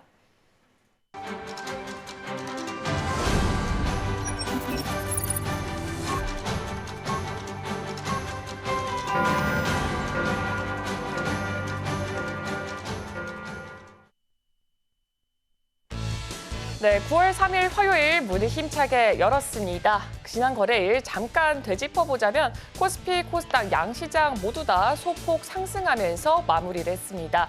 코스닥 시장에서는 이 외국인 투자자들의 매수세가 지수 상승을 이끌었고요. 반면에 코스닥 시장에서는 이 개인의 매수세가 시장 상승을 또 이끌어내는 모습을 나타냈습니다. 특히나 양시장에서는 2차 전지 관련주들이 굉장히 크게 올라오면서 부각을 크게 받았고요. 그러면 이 시간 바로 개장 분위기 지수 현황부터 살펴보도록 하겠습니다. 네, 오늘 양시장 모두 다 빨간불로 시작하고 있습니다. 코스피 같은 경우에는 0.08% 소폭의 상승세 보여주면서 2,683포인트에서 출발하고 있고요. 코스닥 같은 경우에도 0.06% 다소 약한 모습 보여주면서 상승 출발하고 있습니다. 지수는 770선을 코앞에 두고 지금 시작하고 있습니다. 그렇다면 지금 이 시각 시장에서는 어떤 종목들 움직이고 있는지 바로 확인해 보도록 하겠습니다. 어제장 같은 경우에는 2차 전지 관련주들 굉장히 크게 강세 나타냈습니다. 그렇다면 대형주부터 한번 확인해 보도록 하겠습니다. 일단 첫 번째로는 삼성전자 확인해 보도록 하겠습니다. 삼성전자 현재 0.13% 소폭 상승하면서 올라오고 있고요. 이 삼성전자의 보핏이 9월 초에 나온다라는 소식에 이 관련주들, 보핏 관련주들은 어제 강하게 또 시세를 나타내는 모습을 보여줬습니다. 그리고 SK하이닉스 같은 경우에도 0.17% 소폭 상승하면서 어제에 이어서 어쨌든 상승불은 켜내고 있습니다. 그렇다면 현재 다른 종목들 어떤 모습으로 움직이고 있는지 확인해 보도록 하겠습니다. 일단 유한영행 같은 경우에는 어제까지 지금 7거래일 연속해서 상승불을 켜냈지만 오늘 바로 어제 거래일까지만 하더라도 바로 하락세로 이어졌고요. 오늘도 마찬가지로 하락불 켜내고 있습니다. 마찬가지로 2차 전지 조금 더 살펴보겠습니다. 2차 전지 어제 굉장히 시장에서 크게 강세를 나타냈었죠. 최근에 2차 전지의 하락폭이 굉장히 시장의 평가에 비해서 과대했다라는 평가가 나오기도 했고 또 중국의 중국산 전기차 같은 경우에는 이 EU 시장에서 점유율이 점점 더 떨어지고 있다라는 소식에 우리 시장에서 2차 전지들 계속해서 주목을 받는 모습 보여줬습니다. 일단 에코프로 강하게 지금 출발하고 있습니다. 5.26% 상승을 켜내고 있습니다. 그럼 이어서 다음 종목들도 한번 살펴보도록 하겠습니다. 그동안 다시 한 번 더 돌아온 종목군이다라고 하는 게 바로 이 조선주가 아닐까 싶은데요. 조선주에서 강력하게 다시금 바람이 불고 있다라는 말까지 들려왔었는데 오늘 우리 시장에서는 조선주 관련 종목들 지금 하나오션 같은 경우에는 보합권에서 움직임을 보여주고 있습니다. 지금 하나오션뿐만 아니라 뭐 현대 로템이라던가 LS 일렉트릭 지금 다른 종목들도 계속해서 하락불을 켜내고 있습니다. 에코프로비엠은 지금 8%대로 강하게 출발하고 있습니다. 이어서 다음 종목들도 확인해 보도록 하겠습니다. 지금 계속해서 지금 금융 쪽에서도 크게 관심이 돌고 있는 상황인데요. 지금 금융 섹터 한번 다시금 살펴보자면 지금 금융 섹터는 전반적으로 상승불을 켜내는 모습 보여주고 있습니다. 우리금융 같은 경우에도 1.69%, 하나금융지주 같은 경우에도 2.42%로 큰 폭의 상승세로 출발하고 있음을 확인해 볼 수가 있습니다. 이어서 다음 종목들도 확인해 보도록 하겠습니다. 이어서 다음 종목들 확인해 보자면 여기서 지금 눈에 띄는 게 또 게임 관련주가 아닐까 싶은데요. 그동안 게임 관련주 게임스컴이라던가 앞으로 11월에 있을 부산에서 열리는 이 백스코에서 열리는 게임 페스티벌 등을 통해서 조금은 주목받지 않았나 하지만 오늘 같은 경우에는 넥슨게임즈 3.93% 하락하면서 출발하고 있습니다. 네, 지금까지 이 시장 현재 움직이고 있는 종목들 확인해봤습니다. 네, 개장한 지 4분 정도 지났습니다. 먼저 지수 상황부터 체크하고 넘어가 보겠습니다. 개장한 후의 흐름 어떤지 함께 보도록 하겠습니다. 양시장 일단은 빨간불 켜면서 출발하고 있는 것으로 확인되고 있습니다. 코스피는 0.19% 상승하고 있고요. 코스닥 같은 경우에는 0.2% 상승하면서 770선까지 올라왔습니다. 다만 코스피는 여전히 2700선은 하회하면서 움직이고 있고요. 수급 동향 함께 체크해 보도록 하겠습니다. 먼저 코스피 시장 안에서 오늘 외국인이 정말 소폭이지만 일단은 빨간불 켜면서 매수 우위 보이고 있는 것으로 확인되고 있고요. 지금 시각 기준으로 다시 확인해 봤을 때는 일단은 외국인 다시 마이너스권으로 돌아선 것으로 확인되네요. 이어서 코스닥으로 함께 가보도록 하겠습니다.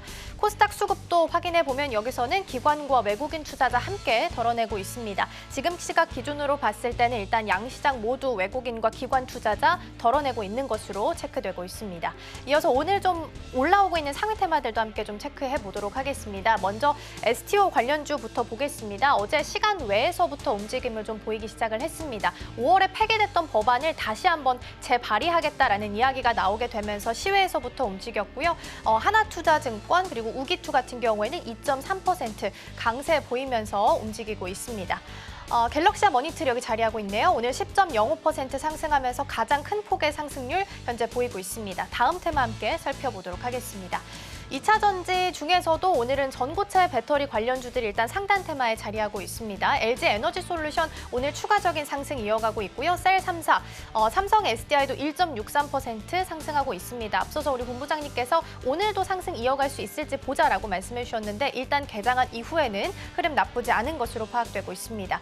레이크 머티리얼즈도 3.59% 상승불 켜고 있습니다. 다음 테마 함께 살펴보겠습니다. 오늘 전선주도 나름 흐름이 좀 나쁘지 않습니다. LS 일렉트릭 2.77% 그리고 LS도 2.15% 상승하고 있는 것으로 확인되고 있고요. 가온전선은 또 유증, 제3자 배정 유증 이야기도 나오고 있는데 관련해서 함께 좀 보시면 좋겠습니다. 전선 관련주 오늘 전반적으로 2에서 3%대 강세 보이고 있습니다. 개장한 이후 흐름 좀 살펴봤습니다. 본부장님, 네. 지금 전반적인 흐름을 좀 체크하자면 어떻게 보고 계실까요? 일단 어제 미증시가 쉬었기 때문에 큰 이탈 없이 어제의 흐름 기조 그대로 좀 이어지는 모습이다라고 좀 말씀드릴 수 있을 것 같은데 제가 앞서서도 가장 강조드렸던 게 오늘은 수급이 아니었나라는 생각이 들어요. 지금 우리나라 증시 같은 경우에는 오늘 전체적으로 아직까지도 증시에 지금 수급이 강하게 붙어주고 있지는 못하거든요. 물론 이제 장시작한 지 얼마 안 되었기 때문에 지금의 수치를 가지고 수급이 강하다 약하다라고 판단을 하기 좀 어렵지만 조금 아쉬운 것은 사실입니다. 왜냐하면 지금 2차 전지 쪽 특히 이제 대장주들이 이렇게 좋은 모습을 보이고 있음에도 불구하고 메이저 주체들의 이제 수급이 이어지지 않게 된다라고 하면 장시작 이후에 한 30분 이후부터는 윗꼬리가 또 달릴 수 있음을 우리는 인지를 하시면서 수급과 함께 흐름을 좀 지켜보셔야 될 것 같은데 일단 시총 상위 종목군들 안에 특징이라고 한다면 반도체와 제약바이오가 오늘 쉬어가고 있고 2차 전지가 좋은 모습을 보이면서 또 추가적으로 우리가 봐야 될 섹터가 지금 방산 쪽이 아닌가 싶네요. 일단 방산 같은 경우에는 오랜만에 또 강세의 흐름을 좀 이어주고 있고 가장 이제 선두에 있는 것은 현대로템이다라고 좀 볼 수 있을 것 같습니다.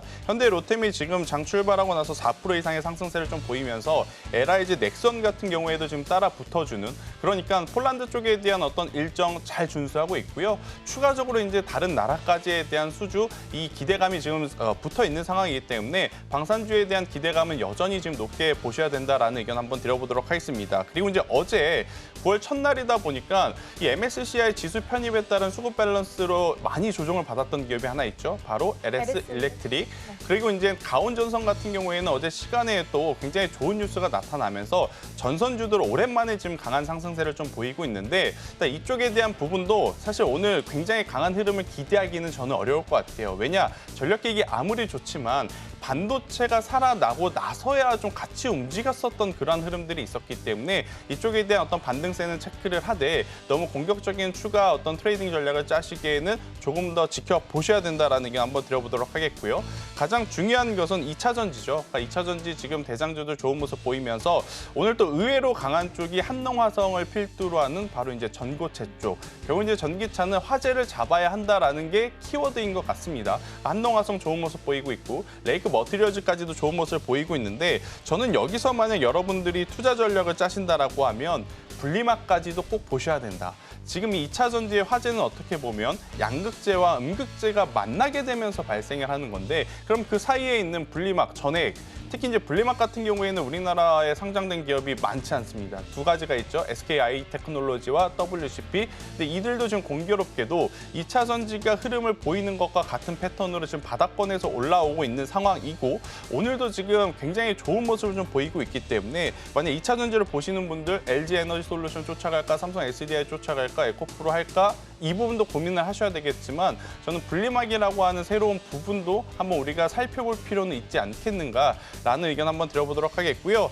중소형단을 한번 체크를 해보면 STO 관련주들이 오늘 강할 수밖에 없습니다. 어제 이제 시간에 다수의 종목군들이 이제 상한가에 갔고 특히나 이제 대표적인 종목이 갤럭시아 머니트리와 이제 갤럭시아 SM이라고 좀 볼 수 있는데 사실 이쪽은 아직까지는 저는 기대감이다라고 생각이 들어요. 그러면 기대감뿐만 아니라 본업을 통해서 성과를 낼 수 있는 기업이 뭐가 있을까? 이걸 좀 찾아보면 상장한 지 얼마 안 됐기 때문에 굉장히 조금 조심스럽게 봐야 되긴 하나 뱅크웨어 글로벌을 한번 꼭 보실 필요는 있다라는 생각이 들어서요. 이 갤럭시아 이 두 기업이 좋은 모습을 보이면 제가 방금 언급드렸던 이 뱅크웨어 글로벌이 추가적인 상승세에 나올 수 있다라는 것을 저는 여러분들 인지를 하셨으면 좋을 것 같고요. 그리고 이제 이쪽에 대한 관심도는 여기에 뭘 붙일 수 있냐면 미 대선에서 트럼프 트레이더로 붙일 수 있는 부분들이 많다라는 점만 한번 좀 체크를 하시면서 오늘 종가 기준으로 음봉 캔들이 길어지면 굉장히 아쉽지만 그렇지 않다면 5월 달에 아마 물려 계신 분들 많을 거거든요. 저는 그런 분들 같은 경우에는 추가 매수는 어렵지만 그대로 더 가져가 보시는 것도 나름의 좀 전략이 될 수도 있다는 의견까지 한번 드려보도록 하겠습니다. 네, 먼저 전반적인 개장 분위기부터 살피고 왔습니다. 전고체 배터리, 그중에서도 분리막 지난주 금요일에 본부장님과 이야기 좀 나눴었는데 오늘 또 다시 한번 언급을 해주셨으니까 체크해보시면 좋겠고요. 반도체 투톱은 어제랑 비슷한 흐름을 말씀해 주신 것처럼 보이고 있는 것 같습니다. 그럼 조금 안으로 소부장단으로 좀 들어와서 한미반도체랑 이수페타시스 좀 체크를 해보도록 하겠습니다. 한미반도체도 지금 봤을 때 0.45% 정도 하락하고 있고요. 이수페타시스도 1.49% 넘게 좀 하락을 하면서 나름 그래도 낙폭이 좀 꽤나 깊다라고 볼 수 있을 것 같습니다. 그러면 지금 이 구간을 봤을 때 최소 없었던 분들한테는 매수하기 좋은 자리일까? 라는 고민이 좀 들거든요. 지금 구간 어떨까요? 일단 저는 다다음 주 우리나라 명절이 있잖아요. 추석 지나고. 그죠? 그러니까 추석이 월화수이니까 추석 전에 현금이 필요하신 분들은 다음 주 수요일부터 매도를 해야 되는 지금 상황이잖아요. 그러면 오늘 거래일까지 다음 주 화요일까지 체크를 해보면 이제 온전하게 시장이 진행이 될 수 있는 거래일 수가 6거래일밖에 정도 남지 않았거든요. 저는 무리하게 지금 반도체 IT에 아직까지도 변화의 기조가 보이지 않음에 베팅할 필요는 없지 않겠는가. 기존에 이제 물론 가격적인 메리트를 고려하셔서 매수하신 분들 같은 경우에는 들고 있으셔야겠죠. 근데 오늘, 그러니까 지난주 엔비디아 실적 발표 보고 반도체 방향성 확인한 다음에 매수를 하고자 하시는 분들은 아직 방향성이 뚜렷하게 나온 것이 아닙니다. 오히려 안 좋아졌으면 안 좋아졌지 좋은 이슈들이 없는 상황이기 때문에 굳이 지금 위치에서 딱 하나의 어떤 장점밖에 없는 거죠. 가격적인 메리트만 있다라는 것 때문에 지금 살 필요는 저는 없지 않나라는 생각이 들어 반도체에 대해서는 조금은 더 기다려보시는 게 좋을 것 같고요. 개장 중계를 하는 과정에 지금 유한양액이 엄청나게 또 빠르게 좀 치고 가고 있는 모습이 나오고 있어요. 그러니까 유한양액이 이 구간에서 또 올라라고 생각할 수 있는 구간에서 지금 5%대 강세를 좀 보이는 상황인데 유한양액이 지금 올라가면서 여러분들이 눈치채셔야 될 건 뭐냐?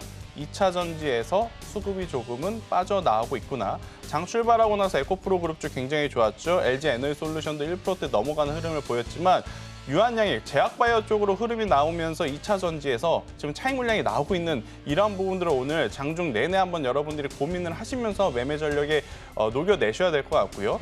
만약 유한양액이 현 구간에서 또 잘 버텨주게 되면 지금 신고가, 역사적인 신고가를 코앞에 둔 기업들이 있죠. 알테오젠, 오스코텍 이런 기업들도 단기적으로는 우리가 조금 더 이제 지켜볼 필요는 있다라는 의견. 그리고 이제 9월 달에 대해서 역사적으로 이제 통계치를 봤을 때 항상 시장이 안 좋다라는 이야기들이 많은데 올해 9월은 역사적으로 다른 9월과 조금 다른 점이 두 가지가 있습니다. 금리 인하에 대한 가능성을 내포한 9월. 그리고 이제 미 대선이라고 하는 이벤트를 앞둔 9월이기 때문에 저는 뭐 시장에 대해서 부정적으로 너무 먼저 보시기보다는 종목들 변화에 따라서 유연하게 대응 전략을 좀 살펴보시는 게 좋지 않겠는가라는 의견 한번 드려보도록 하겠습니다. 네, 말씀해 주신 것처럼 지금 유한양행 보니까 4.9%로 개장한 이후에 다시 한번 좀 치솟고 있습니다. 몸을 좀 높여가고 있기 때문에 수급 이동 좀 체크해 보시면 좋을 것 같습니다. 지금 2차 전지 단에서 봤을 때는 LG 에너지솔루션은 일단은 아직 강보합 수준 지켜내고 있는 것으로 확인되고 있고요. 에코프로 BM이랑 에코프로 쪽은 일단 오늘은 약보합 수준에서 흘러가고 있습니다. 상단 테마 중에 또 하나가 화장품이 자리를 하고 있어서 물론 종목별로 좀 차별화는 있어요. 그래서 종목 일단 먼저 좀 살펴보면 아모레퍼시픽은 약보합, 뭐 LG생건은 강보합. 크게 막 상승하진 않지만 페이스메이커로 삼았던 실리콘2는 1.3%대 일단 강세를 보이면서 움직이고 있는 상황이거든요. 네. 데이터만 놓고 봤을 때 화장품주는 나쁘지 않은 상황인데 위치로 봤을 때는 그래도 고점 대비해서 한 20% 넘게 떨어진 종목들이 많이 자리를 하고 있어서 네. 지금 다시 모아가도 되는 자리일까요? 일단 화장품이 안 좋다라기보단 이들은 지금 가격적인 부담이 좀 될 수밖에 없어서 고점 대비 떨어졌어도 이들은 지금 피크아웃에 대한 우려를 계속 이제는 앞으로 달고 살 수밖에 없을 것 같아요. 그래서 그런 관점으로 본다면 기존에 가지고 계신 분들은 일단 저는 가지고 계시는 게 맞을 것 같고 대신에 신규 매수하고자 하신 분들은 실리콘2는 이렇게 강하고 VT는 강한데 내가 지금 공략하려고 하는 종목은 빠지니까 이걸 사야겠다. 이게 이제 잘못된 전략일 수 있거든요. 지금은 오늘 같은 날에도 가장 강한 쪽을 만약 트레이딩을 하신다면 붙으셔야 된다. 대표적으로 실리콘2와 VT 쪽으로만 이제 저는 종목의 압축이 필요하지 않나라는 생각이 들고 있고요. 왜냐하면 이제 불과 한 달 전, 두 달 전만 하더라도 다 같이 움직였거든요. 근데 지금은 다 같이 움직이는 시장이 아니기에 그러한 변화를 좀 빠르게 캐치하시는 게 좋을 것 같고 만약에 이제 가격적인 메리트, 고점 대비 빠졌으니까 한번 매수해 볼 만한 쪽은 조선 쪽입니다.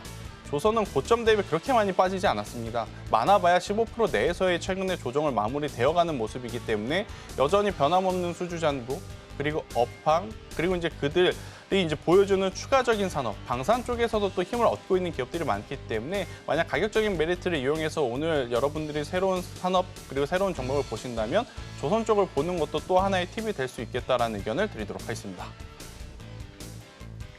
네, 화장품주 전략을 먼저 좀 확인을 해봤습니다. 보유하신 분들은 일단은 홀딩을 좀 하셔야 될 것 같고요. 만약에 신규로 관점을 가지고 계시다면 달리는 말에 올라타서 트레이딩 관점을 좀 유지하셔야 될 것 같습니다.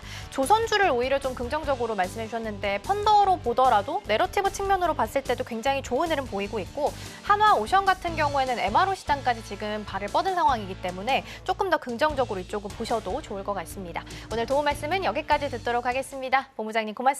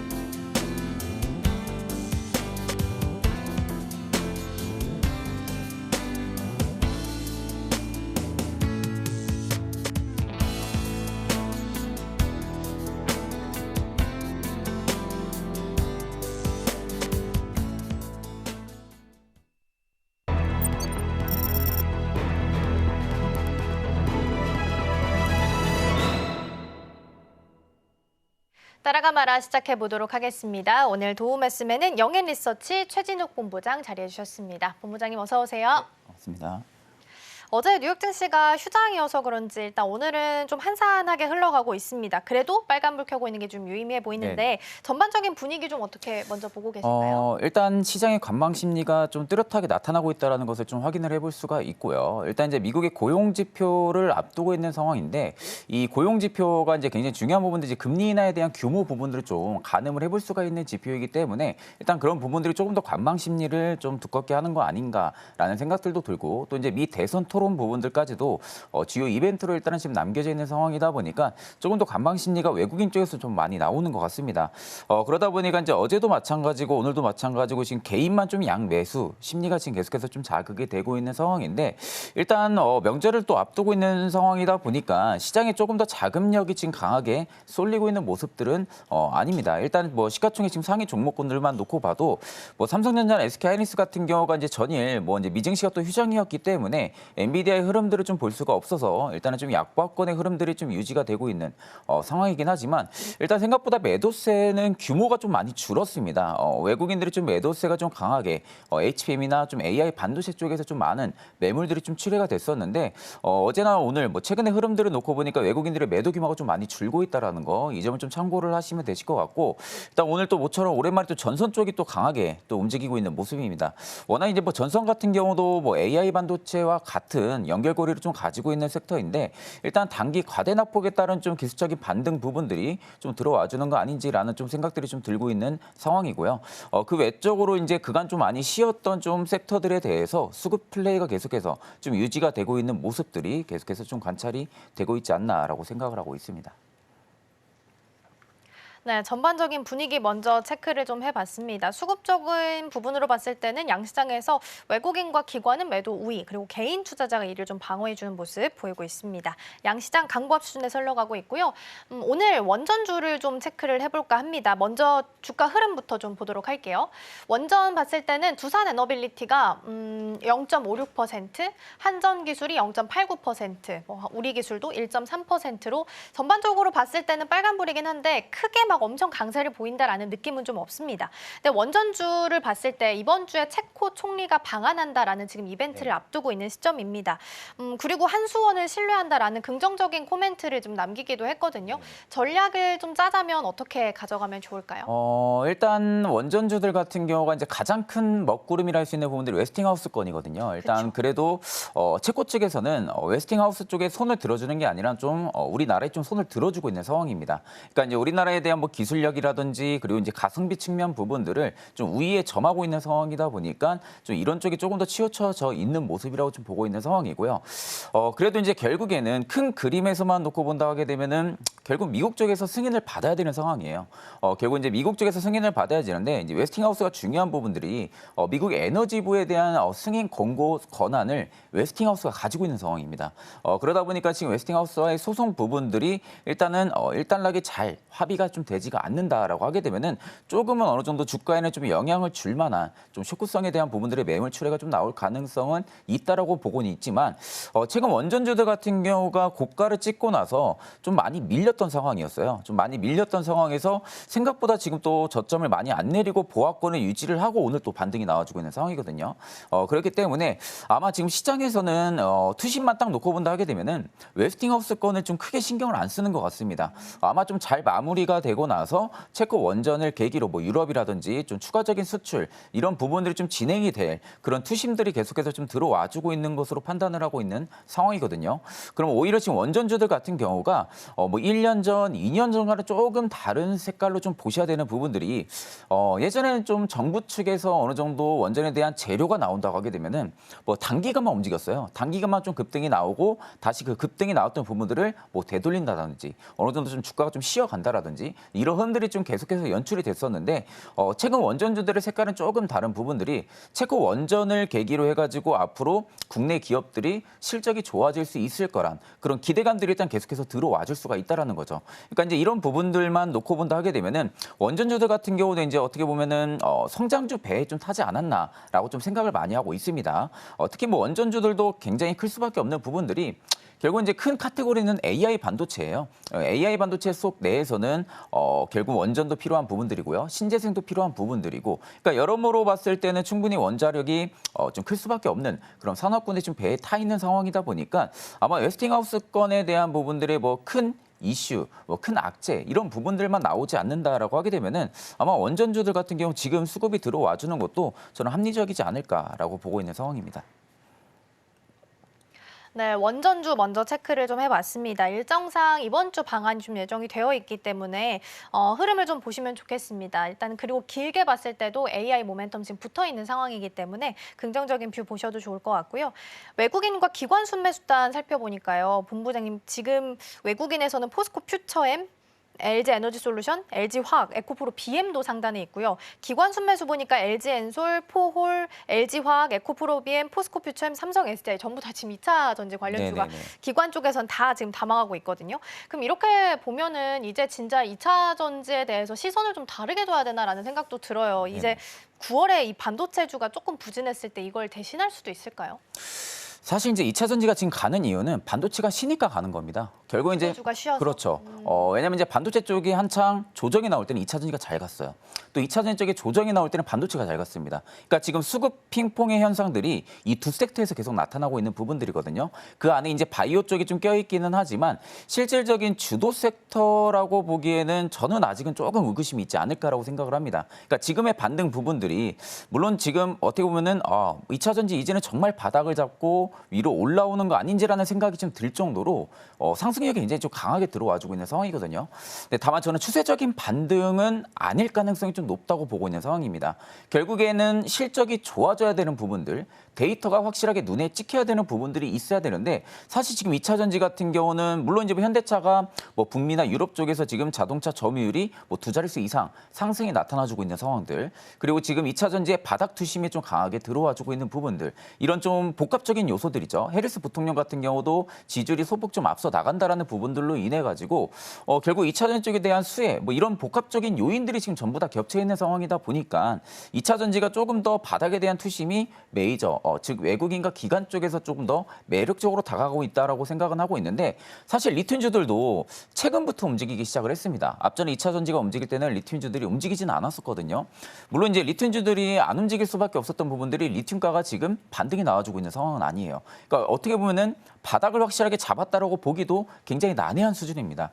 그러다 보니까 저는 리튬주들이 지금 가는 것은 2차 전지가 좀 단기간에 강한 수급력이 지금 몰아치고 있는 상황이다 보니까 리튬 엔진들도 좀 동반적으로 상승이 나와주는 거 아닌지라는 생각들이 좀 들고 있는 상황인데 결국 2차 전지가 이렇게 간다고 하게 되면 대장적으로 좀 담을 수밖에 없죠.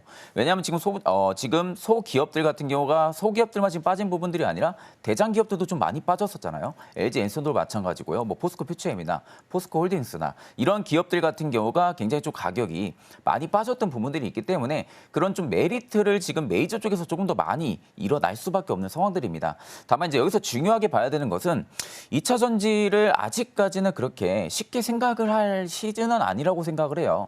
물론 지금 뭐 증권가 전망들만 놓고 봐도 내년부터 실적이 좋아질 거다라는 부분들이 이야기가 나오기 때문에 내년부터 실적이 좋아지는 부분들이 지금 선 반영이 되는 거 아닌지라는 생각들도 들 수가 있겠지만 저는 조금 빠르다고 생각을 하고 있습니다. 아직까지는 미대선에 대한 리스크 부분들 남아있는 상황이고요. 여전히 좀 양극재 기업들 같은 경우 실적이 좋아질 수가 있을 만한 계기가 없어요. 네, 최근에 좀 에코프로 그룹주들 같은 경우가 컨센을 딱 봤을 때 알 수 있는 부분들이 그때 당시 말했을 때도 그렇게 좀 자신감이 없었습니다. 결국에는 상반기 때 실적이 안 좋고 하반기 때 실적을 돌리겠다라는 이야기들은 1분기 때 좀 해왔었는데 2분기 컨센에서 이야기했을 때는 쉽지 않을 거다라는 좀 자신감이 없는 이야기도 좀 많이 내비쳤거든요. 그러니까 결국엔 기업의 속내를 딱 놓고 본다 하게 되면은 실적이 좋아질 수 있는 계기가 없다라는 거죠. 그러면 결국 2차 전지가 광풍을 일으켰을 때 실적이 좋아서 광풍을 일으켰던 부분들이 아니잖아요. 그러니까 지금 그때하고 어떻게 보면 조금 같은 색깔이지 않을까라고 보고 있습니다. 다만 이제 그 앞전 2년 전보다는 솔직히 랠리가 좀 강하지는 않을 가능성이 높다고 보고 있고요. 지금의 반등이 어떻게 보면 어디까지 갈지는 솔직히 저도 잘 예상은 안 됩니다. 잘 예상은 안 되긴 하지만 저는 오히려 저점 기준부터 놓고 봤을 때는 꽤나 많이 올라왔다고 생각을 많이 하고 있어요. 그렇기 때문에 지금은 저는 어떻게 보면 좀 기보유자분들의 좀 영역 구간이라고 생각을 하고 있고 또 오늘 이제 미증시가 일단 개장을 하잖아요. 개장을 하게 되면은 아마 엔비디아의 좀 흐름을 보고 아마 내일 거래일에 반도체가 또 어떻게 움직여 줄지가 좀 관건이라고 보고 있는데 만약에 반도체 쪽이 좀 강하게 움직여줄 때 2차 전지 수급이 좀 빠진다라고 하게 되면은 지금 두 섹터 간에 좀 힘겨루기를 계속해서 하고 있다라는 측면으로 좀 바라보시는 게 맞지 않을까라고 보고 있는 상황입니다. 그러네. 오늘 미국 시장 개장하고 나서 엔비디아나 반도체 관련주가 어떤 흐름을 보이는지 그리고 내일 개장한 이후엔 또 어떤 흐름을 보이는지 같이 봐야 될 것 같습니다. 지금 수급이 핑퐁핑퐁으로 움직이고 있기 때문에 이 부분 좀 주의해서 보시면 좋을 것 같습니다. 자, 그럼 계속해서 실시간 상승률 상위 종목 먼저 코스피 확인해 보도록 하겠습니다. 네, 코스피입니다. 삼성물산, 대한유화, 유한양행, 더존, 비존, 일진전기 있습니다. 어떤 종목 살펴볼까요? 유한양행도 살펴볼 필요성이 있지 않을까 싶습니다. 워낙 지금 저점 대비 고가까지 굉장히 좀 많이 올려치고 있는데 사실 이렇게까지 올려치는 부분들이 가격적으로 부담을 좀 많이 느낄 수는 있어요. 네, 다만 우리가 이제 알아야 되는 부분들이 유한양행이 렉나자르 FDA 승인을 받았다라는 가장 큰 키워드입니다. 그러니까 이 키워드 자체가 유한양행이 앞으로 실적이 굉장히 좋아질 수밖에 없는 그런 배에 탄 상황이거든요. 근데 보통 미국 쪽에 먼저 FDA 승인을 안 받고요. 뭐 일본이나 중국 쪽에 먼저 FDA 승인을 받는 기업들이 굉장히 많아요. 이쪽에서 먼저 진행을 하고 어떻게 보면 테스트 단계인 거죠. 테스트를 진행을 하고 미국 FDA로 많이 넘어가는데 유한양행은 그 전부를 다 건너뛰고 미국으로 먼저 간 겁니다. 근데 미국에서 이미 인정을 받았다고 하게 되면은 다른 뭐 일본이나 이런 쪽에서 FDA 승인은 충분히 받을 가능성이 굉장히 높다라고 보시는 게 맞고요. 그러면 결국 지금 유한양행의 멀티플만 딱 놓고 본다 하게 되면은 지금의 주가가 사실상 그렇게 비싼 가격이 아니라는 거죠. 그러니까 결국 앞으로 렉나자로 인해 가지고 유한양행이 벌어들일 수 있는 이 막대한 돈 자체를 놓고 본다 하게 되면은 충분히 외형 성장과 실적 성장 계속해서 지금 두 마리 토끼를 잡아 나갈 수밖에 없는 그런 상황이라고 좀 보고 있는 상황이고 결국 이제 이게 국내 증시에서에 대한 부분들의 주가 수급이다 보니까 이 정도지 이게 만약에 미증시에 상장이 돼 있었다고 하게 되면은 이 정도의 수급으로는 안 멈춥니다. 계속 위로 엔비디아처럼 굉장히 많이 올라갈 수밖에 없는 그런 재료가 지금은 계속해서 부각이 되고 있다라고 보시는 게 맞고요. 그러면 결국 유한양행이 지금 고가 부근대까지 부담되는 가격이 될 수는 있겠지만 저는 오히려 지금 시점에서 뭐 크게 눌림이 없다. 5일선을 계속해서 좀 지켜주는 흐름들이 나온다라고 하게 되면은 저는 충분히 단기적인 수익도 계속해서 플레이로 좀 먹여주지 않을까라고 보고 있는 상황입니다. 네, 코스피 시장 안에서 유한 양행 먼저 살펴봤습니다. 미국 FDA라는 어떻게 보면 어려운 퀘스트를 먼저 깼기 때문에 앞으로의 성장성은 조금 더 기대해 보셔도 좋을 것 같습니다. 오늘 상단에 있는 테마들도 이어서 함께 확인을 좀 해보도록 하겠습니다. 첫 번째부터 보시면요. 오늘 STO가 가장 먼저 자리하고 있습니다. 어제 시간 외에서부터 STO 그리고 NFT 관련주까지 같이 움직였습니다. 5월에 폐기됐던 STO 관련해서 토큰 시장 관련한 법제화 이야기를 재발의하겠다라는 소식이 전해지면서 관심 받아가고 있고요. 화장품주는 데이터는 계속 잘 나오고 있는데 피크아웃이라는 단어가 꼬리표로 계속 붙고 있는 상황입니다. 그나마 이걸 조금 잠재워줬던 게 워렌 버핏이 울타뷰티에 투자를 하면서 이에 대한 우려를 좀 잠식시켜주긴 했습니다. 오늘 시장 안에서 뭐 종목별로 좀 차별화는 보이고 있는 상황이고요. 오랜만에 전선 관련주들도 강세를 보이면서 가고 있습니다. 가온전선 같은 경우에는 LS전선의 자회사인데 제3자 배정으로 해서 유증 결정도 있었기 때문에 이 부분도 같이 좀 힘을 받아가고 있는 것 같습니다. 자, 그럼 본부장님 이 중에서는 어떤 테마를 좀 보면 좋을까요? 화장품 쪽을 좀 살펴볼 필요성이 있지 않을까 싶습니다. 앞전에 이제 김태성 본부장님도 말씀을 하셨지만 저는 조금 다른 시각이에요. 일단 김태성 본부장님 같은 경우도 피크아웃에 대한 우려감을 좀 많이 생각을 하고 계시는데 물론 피크아웃에 대한 이 피켓은 계속 달고 갈 수밖에 없다고 저도 생각은 합니다. 다만 이제 화장품을 우리가 놓고 봤을 때는 실적 대비 지금의 주가의 프리미엄 자체, 밸류의 자체를 놓고 본다 하게 되면은 그렇게 비싼 가격은 아니라고 생각을 하고 있거든요. 저는 한 달에서 두 달간의 가격 조정이 일단은 일어난 상황이고요. 가격 조정이 일어난 상황에서 상반기 때 거의 화장품이 뭐 1년, 2년 전 앞전과는 굉장히 다른 수급 플레이를 많이 보여줬었습니다. 그건 결국에는 실적이 굉장히 잘 나왔기 때문이죠. 그러면 지금 실적이 잘 나온다라는 것은 예전에는 중국이라는 그 딱지를 안쪽에 안고 있었던 상황이다 보니까 화장품들이 전반적으로 중국의 내수 경기가 안 좋아지고 뭐 회복이 안 된다고 하게 되면은 화장품에도 수급이 강하게 실리고 있는 모습들이 없었거든요. 다만 좀 최근에 딱 놓고 본다 하게 되면은 비중국 중심으로 수요가 많이 일어나고 있는 상황이고요. 그리고 특히 최근에 아모레퍼시픽이 2분기 실적을 발표했을 때 당시에 어닝 쇼크였습니다. 어닝 쇼크였는데도 불구하고 대부분의 기업들이 아모레퍼시픽을 안 따라갔습니다. 그러니까 다른 기업들은 오히려 아모레퍼시픽이 뭐야, 뭐 이런 뭔 상관이야 하면서 오히려 수급이 계속해서 위로 올라왔거든요. 그러면 결국 지금 투심이 바라보고 있는 부분들은 비중국 중심의 수요 강세 흐름들을 좀 많이 보고 있다는 거예요. 특히 지금 저가형 브랜드 상품에 대한 부분들이 수요가 많이 증가를 하고 있는 부분들인데 이 K-방산, 뭐 K-뷰티, 뭐 K-미용 의료기기 뭐 이런 쪽에 대한 부분들이 K가 결국엔 가성비가 굉장히 많이 인기 몰이를 하고 있는 상황이거든요. 특히 이제 화장품도 마찬가지입니다. 결국엔 소모성이에요. 내가 쓰는 만큼 다시 뭐 교체를 해준다라든지 또 재구매를 해야 되는 부분들인데 내가 비싼 가격과 싼 가격이 있는데 효능과 효과가 똑같다고 하게 되면은 당연히 싼 쪽으로 몰릴 수밖에 없는 상황이죠. 그런 가성비 측면들이 지금 중소형 브랜드사에서 많이 일어나고 있는 상황이고 그런 측면으로 바라본다고 하게 되면은 저는 솔직히 화장품이 지금 피크아웃일까라는 생각들이 좀 많이 듭니다. 만약 좀 버핏 같은 경우도 화장품에 대한 피크아웃의 우려감이 솔직히 있었다고 하게 되면은 그렇게 투자에 있어서 보수적인 성격을 가지고 있는 투자자인데도 불구하고 오히려 화장품을 지금 시점에 담을 이유가 전혀 없다고 저는 생각을 하고 있거든요.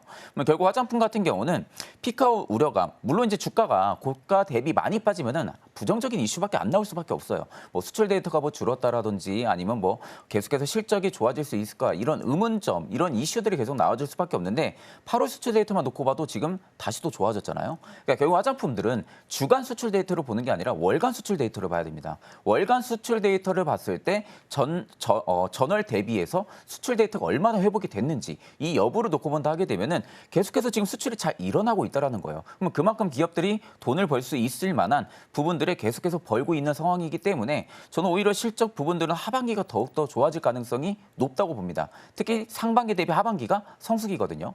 미국 같은 경우도 지금 블랙 프라이데이, 뭐 주요 이벤트들이 굉장히 좀 4분기에 많이 몰려 있는 상황이고요. 결국 상반기 대비 하반기가 성수기 측면으로 지금은 접근을 한 상황에서 미국이나 북미 쪽에서 굉장히 잘 팔리고 있는 상황이라 하게 되면은 상반기 실적이 과연 피크아웃일까라는 그런 저는 좀 생각이 좀 듭니다. 그렇기 때문에 저는 오히려 이게 고가 대비 많이 빠졌다고 해서 뭐 우려감, 뭐 피크아웃 때문에 못 산다라고 보기보다는 저는 없으신 분들도 이제는 분할 매수 다시금 좀 접근이 가능한 그런 시점이지 않을까라고 보고 있는 상황입니다. 네, 화장품주 먼저 좀 체크를 해봤습니다. 말씀해주신 것처럼 피크아웃은 늘 꼬리표처럼 달고 가는 섹터긴 합니다. 그렇지만 고점 대비 20% 이상씩 빠진 종목들 같은 경우에는 오히려 가격적인 메리트가 있을 수 있겠다라는 부분 언급해 주셨으니까 종목별로 대응 전략 함께 세워가시면 좋겠습니다. 오늘 도움 말씀은 여기까지 듣도록 하겠습니다. 본부장님 고맙습니다.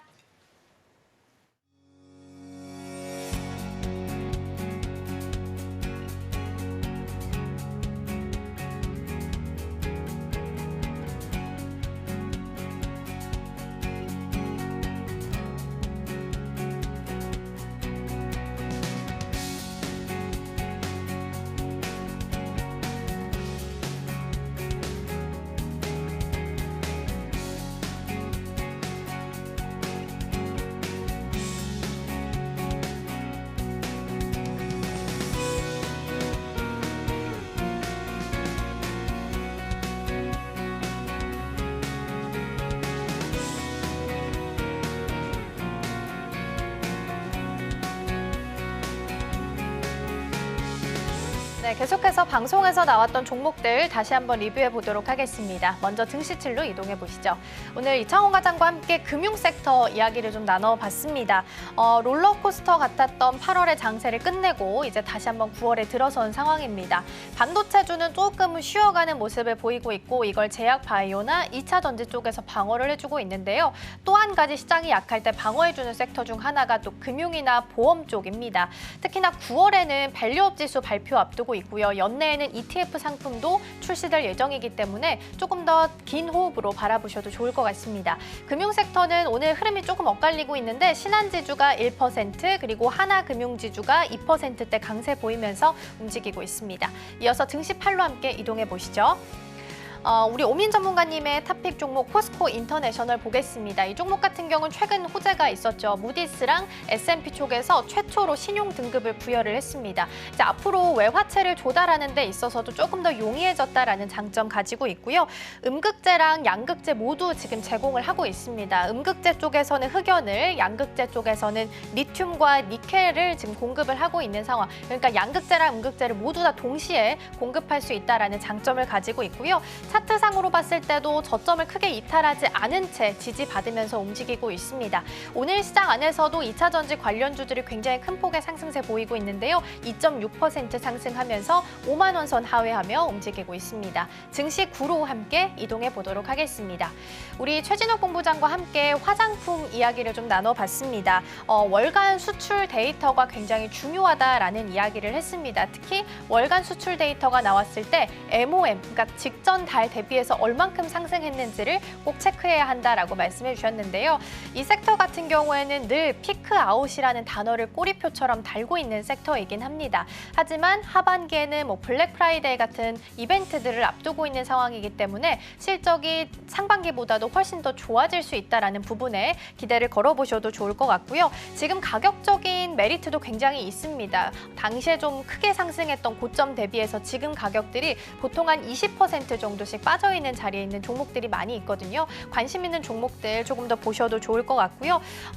피크아웃에 대한 우려는 있지만 워렌 버핏이 울타뷰트에 투자를 하면서 화장품주에게는 어떻게 보면 호재로 작용하고 있는 상황입니다. 오늘 시장 안에서도 보면 종목별로 차별화 장세는 좀 보이고 있습니다. 실리콘2는 페이스메이커 삼아서 가는 종목이죠. 3%대 강세 보이고 있고요. 코스메카 코리아도 3.7%로 강세 보이면서 움직이고 있습니다. 오늘 브리핑은 여기까지 전해드릴게요. 오늘의 핵심 요약입니다. 코스피는 2.12포인트 오른 2683.12포인트에 개장했습니다. 원달러 환율은 0.4원 내린 1338원으로 출발을 했습니다. 지금 이 섹터에서는 화장품 살펴봤습니다. VT, 마녀공장, 실리콘2를 제시했습니다. 투자하실 때 참고해 보시길 바랍니다. 저희가 방송 중에 제공해드린 정보는 투자 판단을 위한 조언일 뿐 해당 종목의 가치와 수익률은 보장하지 않습니다. 저희는 내일 더 다양한 소식 가지고 돌아오겠습니다. 시청해주신 여러분 고맙습니다.